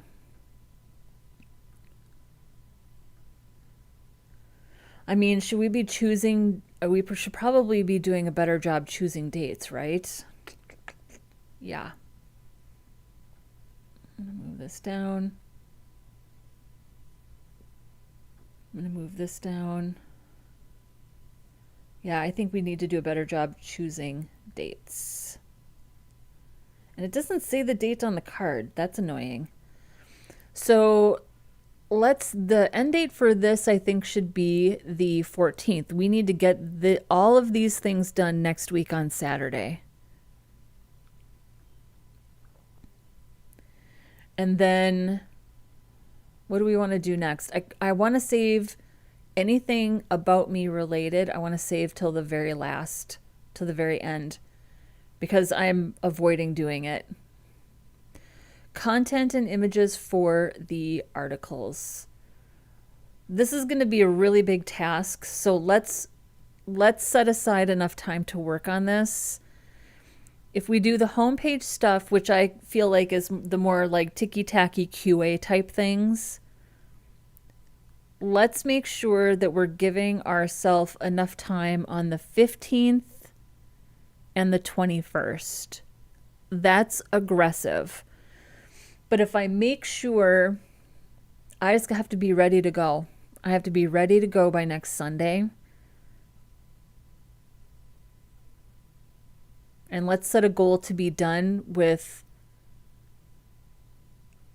building our pages and content, getting image sourcing, and then we need to either fit our content into the categories I've already decided on or audit our categories. But I'm going to put the 21st that we need to have this done. But this is a big one. This is a really important one, that content, that's like one of the main purposes of this site, is that I have a place to write content, write articles. So that's really important.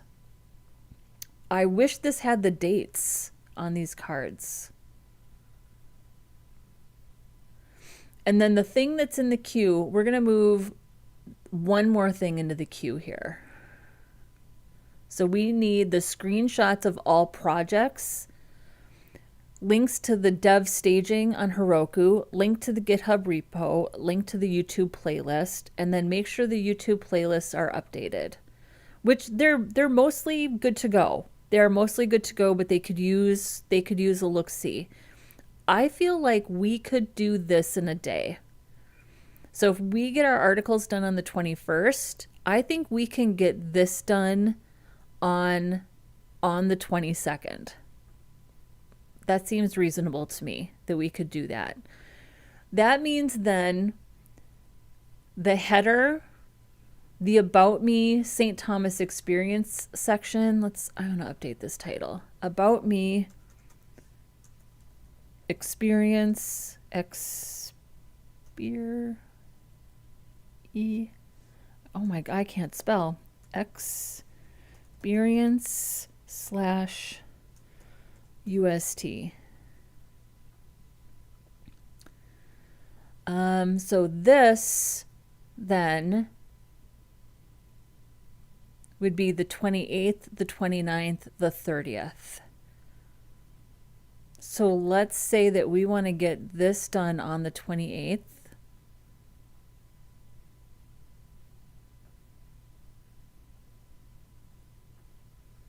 This is the header.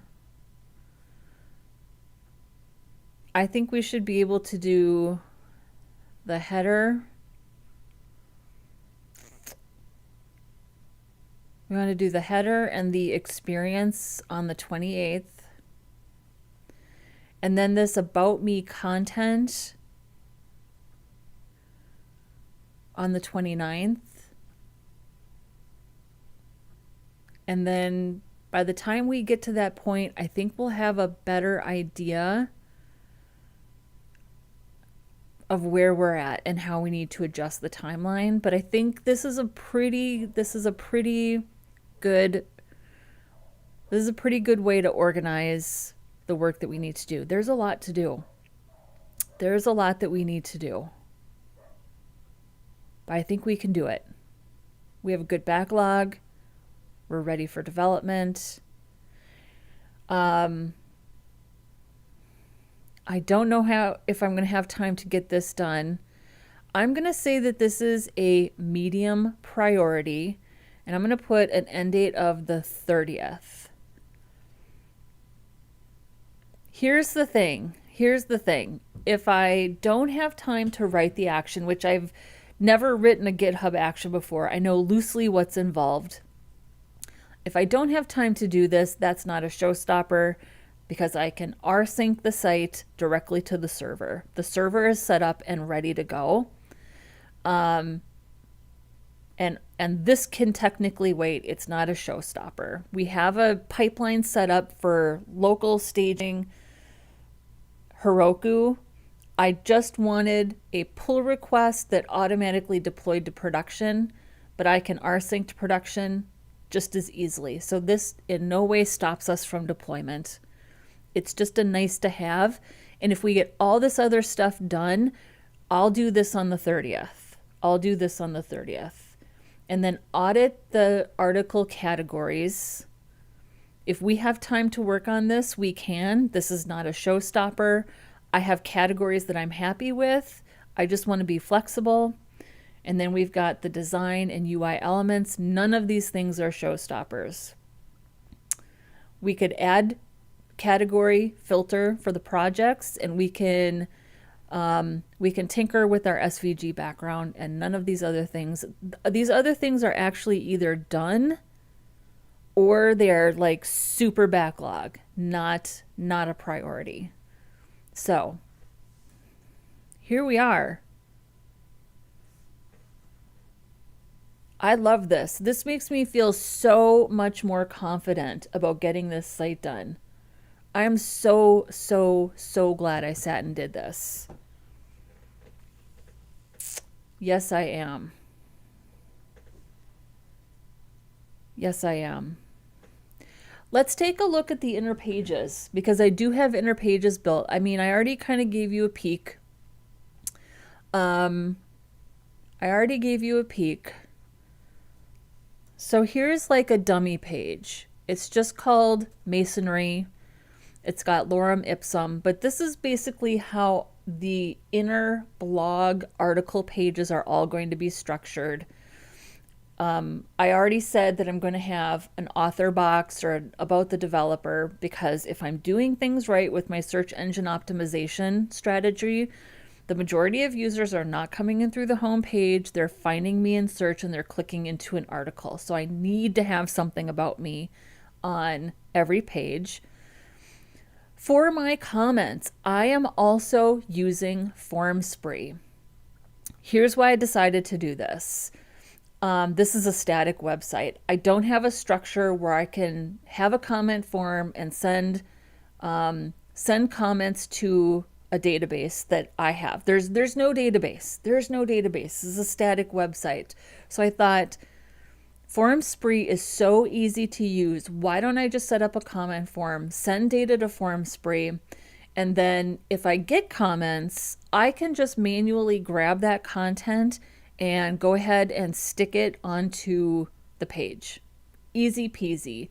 In my experience, sites have to get a tremendous amount of traffic before you really start getting comments, and I'm just not ready to build something like that out. So this seemed like a no-brainer to me. So this basically comment form functions exactly like the contact form. And then if I get comments, I can just take those comments and manually add them to the site. I did already build a comment section. You don't see it here, but I did already build a comment section, so it'd be very easy for me to add that content. So that's how I'm handling that. I don't think, though, that I have this hooked up to. I don't think I have an endpoint for this yet, though. No. So we need an endpoint for our comment form. Let's add that. Let's just go ahead and create this endpoint for comment form.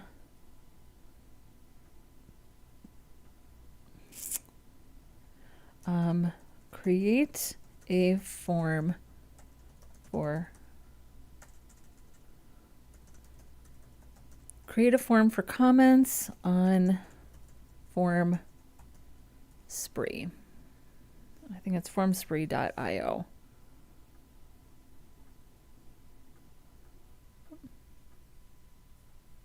This is a task.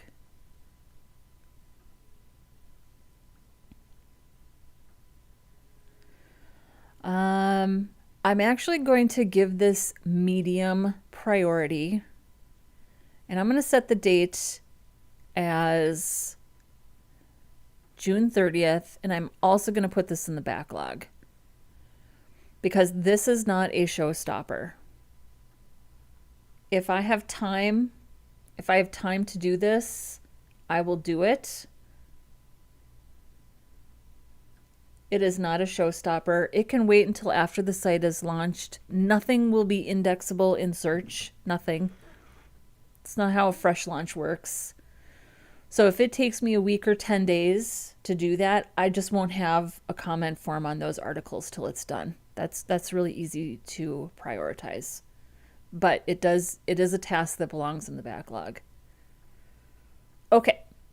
So and like I said, comments, that section is actually built out and ready to go. You don't see it here, but it exists. So if I have comments, it's styled, it's structured, it's ready to go. So this is what these pages look like. I think I have one article actually loaded. 5 tips for junior developers. This is one of my earliest videos that I made last year. And this is what these are going to look like. I also added something called Prism.js, which is a library for syntax highlighting for pre-formatted code blocks.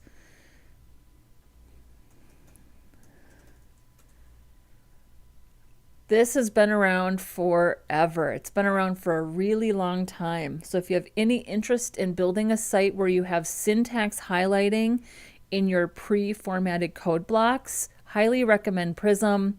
There's a lot of information out there about Prism. This is like the one library script that I added to this site because I do like how this looks. So this is an example of how a blog post would look. And then I have a little bit of animation, on scroll animation. I don't have my featured images displaying on the blog posts. Actually, that's a good point. I hadn't thought of that. Because what the behavior that I expect to have happen is that you would come here, you would click on this, and then you would link to that blog post. And there's no image here. And I don't want to have... I like my low poly geometric header. So we should probably... So let's put this in as a backlog item that we do kind of need to address this. Let's include this. Let's just include this in our list.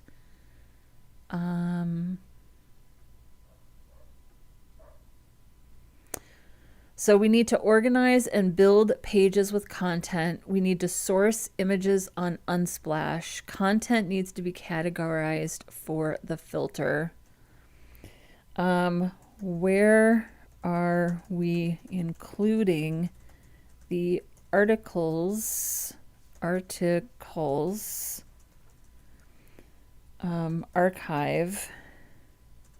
page images on the individual pages?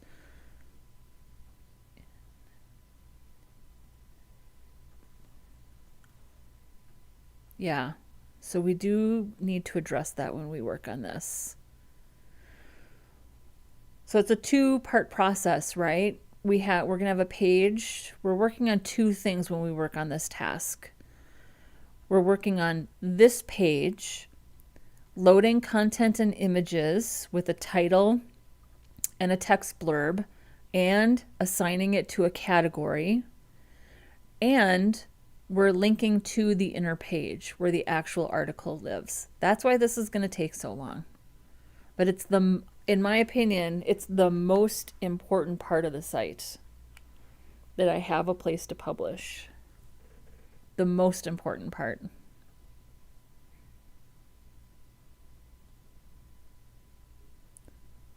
Yes. Oh, and let me show you the responsiveness for this, because I'm also really pleased with how this turned out. So here the breakpoint is 960, where we kind of closed this gap up here. So at 960, we close that gap and we also go into mobile nav. But we still have a hint of it in the background, which I really like. And then my meta right here, my post meta, which is the category, the date time. Let's make sure that I actually included date time here. I did. So we've got the time element with the date time attribute.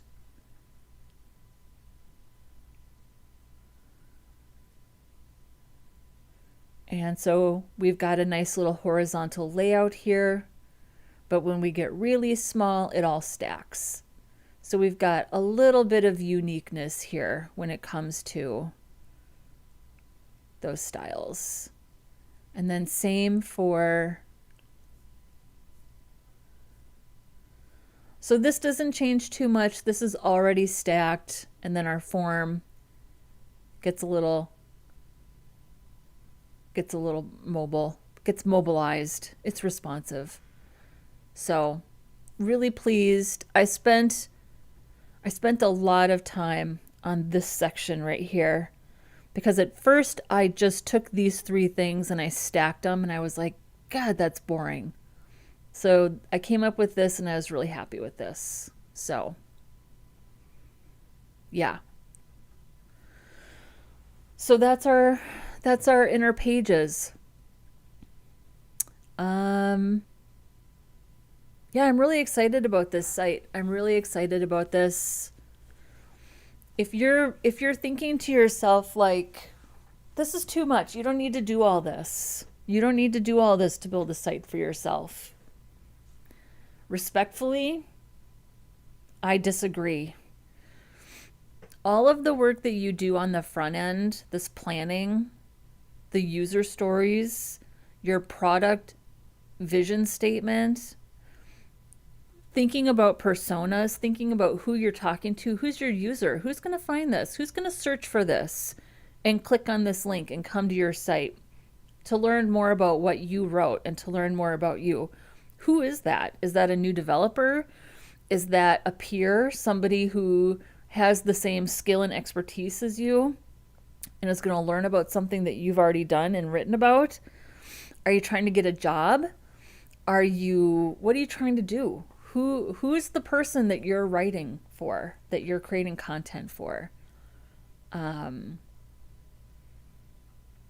the sooner you start to try and understand this, the easier it's going to be once you get a job, especially if you're on a team where you're writing user stories and you're figuring out story points. You're on one of these agile teams.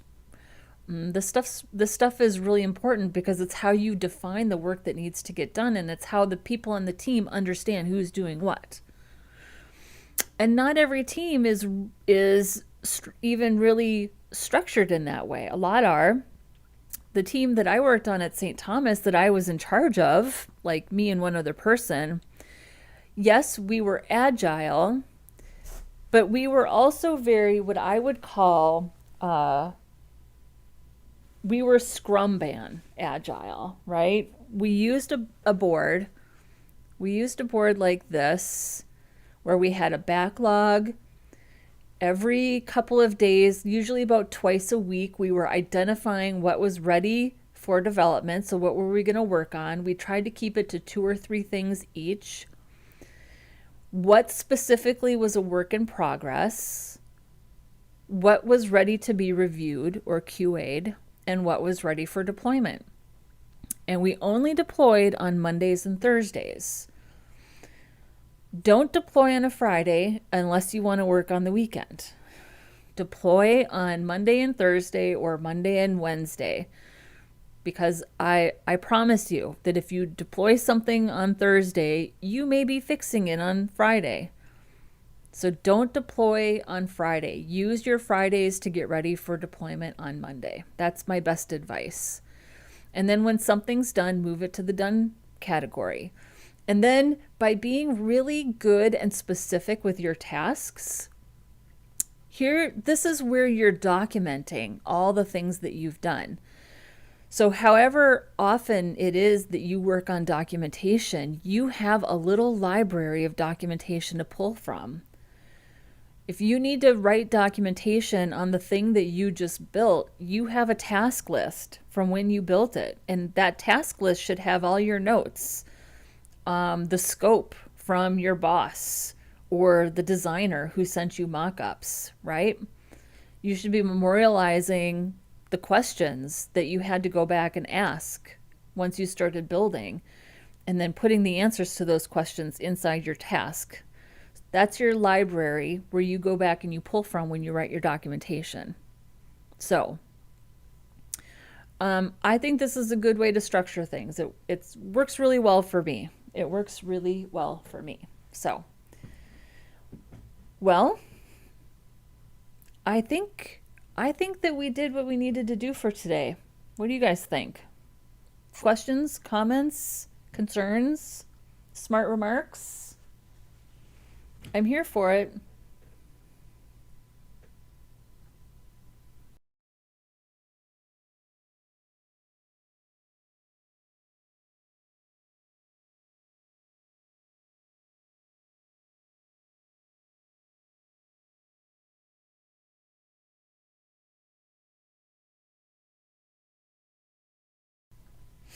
Allergies. I'm telling ya. Thank you to everybody who has tuned in this weekend. These two streams, yesterday and today, are some of like the highest views that I have. I mean, I'm a small channel. I don't even have 500 subs yet. And I know I can get to 1,000. I know I can get to 1,000 this summer. So I'm pretty excited for the momentum that is building up. If this is your first time here, do me a favor and like this video. It helps push it out to other front-end developers who might be interested in this comment. I would also appreciate if you subscribe, help us get up to 1,000. I am very front-end focused. I am very front-end DevOps focused. I'm also in the process of recording content about freelancing. I've spent many years freelancing. Ardian Trees is saying, now I learned so much. I'm so glad. And Finna is asking me, hi ma'am, what are you doing? Are you doing build web? So I think this is somebody asking me what the heck it is that I'm doing. And yes, we are working on finishing a website, finishing my website. So stay tuned for the month of June, because we're going to be working on, today was a project planning QA day to get this site finished in June. We did a really good job identifying and prioritizing and figuring out what's a showstopper and what is an absolute priority, and really looking at the calendar and figuring out what we can get done by June 30th. And we'll see how things go. We'll see how things go. So yeah, like I was saying, I would love to have you if you would be so kind to hit that subscribe button. Yes, it is. It is a portfolio website. It is a portfolio website for myself. And right now this is on a staging link on Heroku. This will be deployed to my domain name. Once we get there, I'll let you know what it is. This will be eventually deployed to my domain name. So yes, portfolio website. I would say portfolio personal website.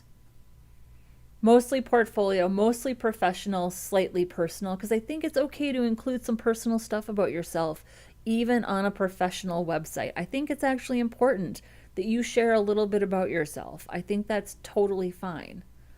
So, well, I think that's it. Next project I will create like this.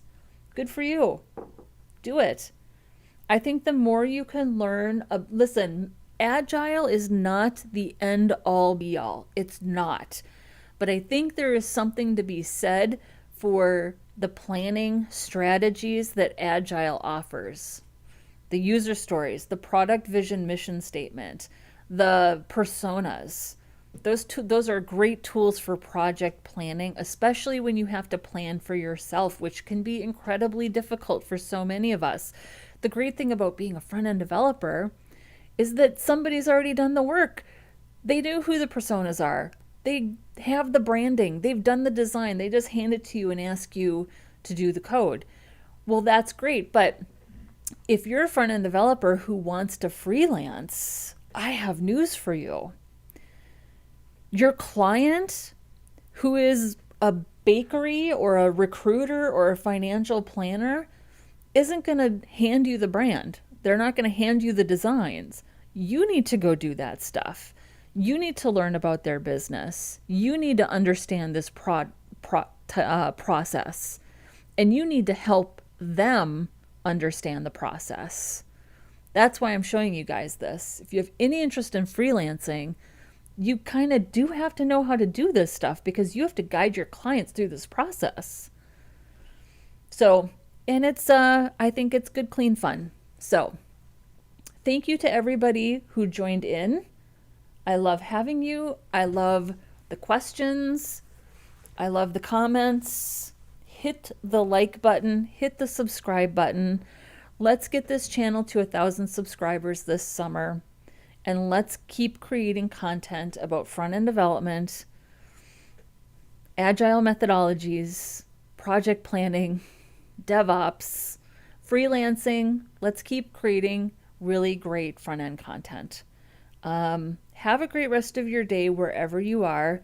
I will see you next weekend on Saturday. We're going to get started working on the home page and getting some of these tasks completed. Thank you. Thank you, Artie and Trees. I love having you. Go, Elmo, go. Good stream. Keep up the good work. Thank you. Love having you as well. Everybody. Oh, Finna, I subscribe, ma'am. See you. Thank you. I will see you too. I appreciate that. I love it. I love it. Thank you so much.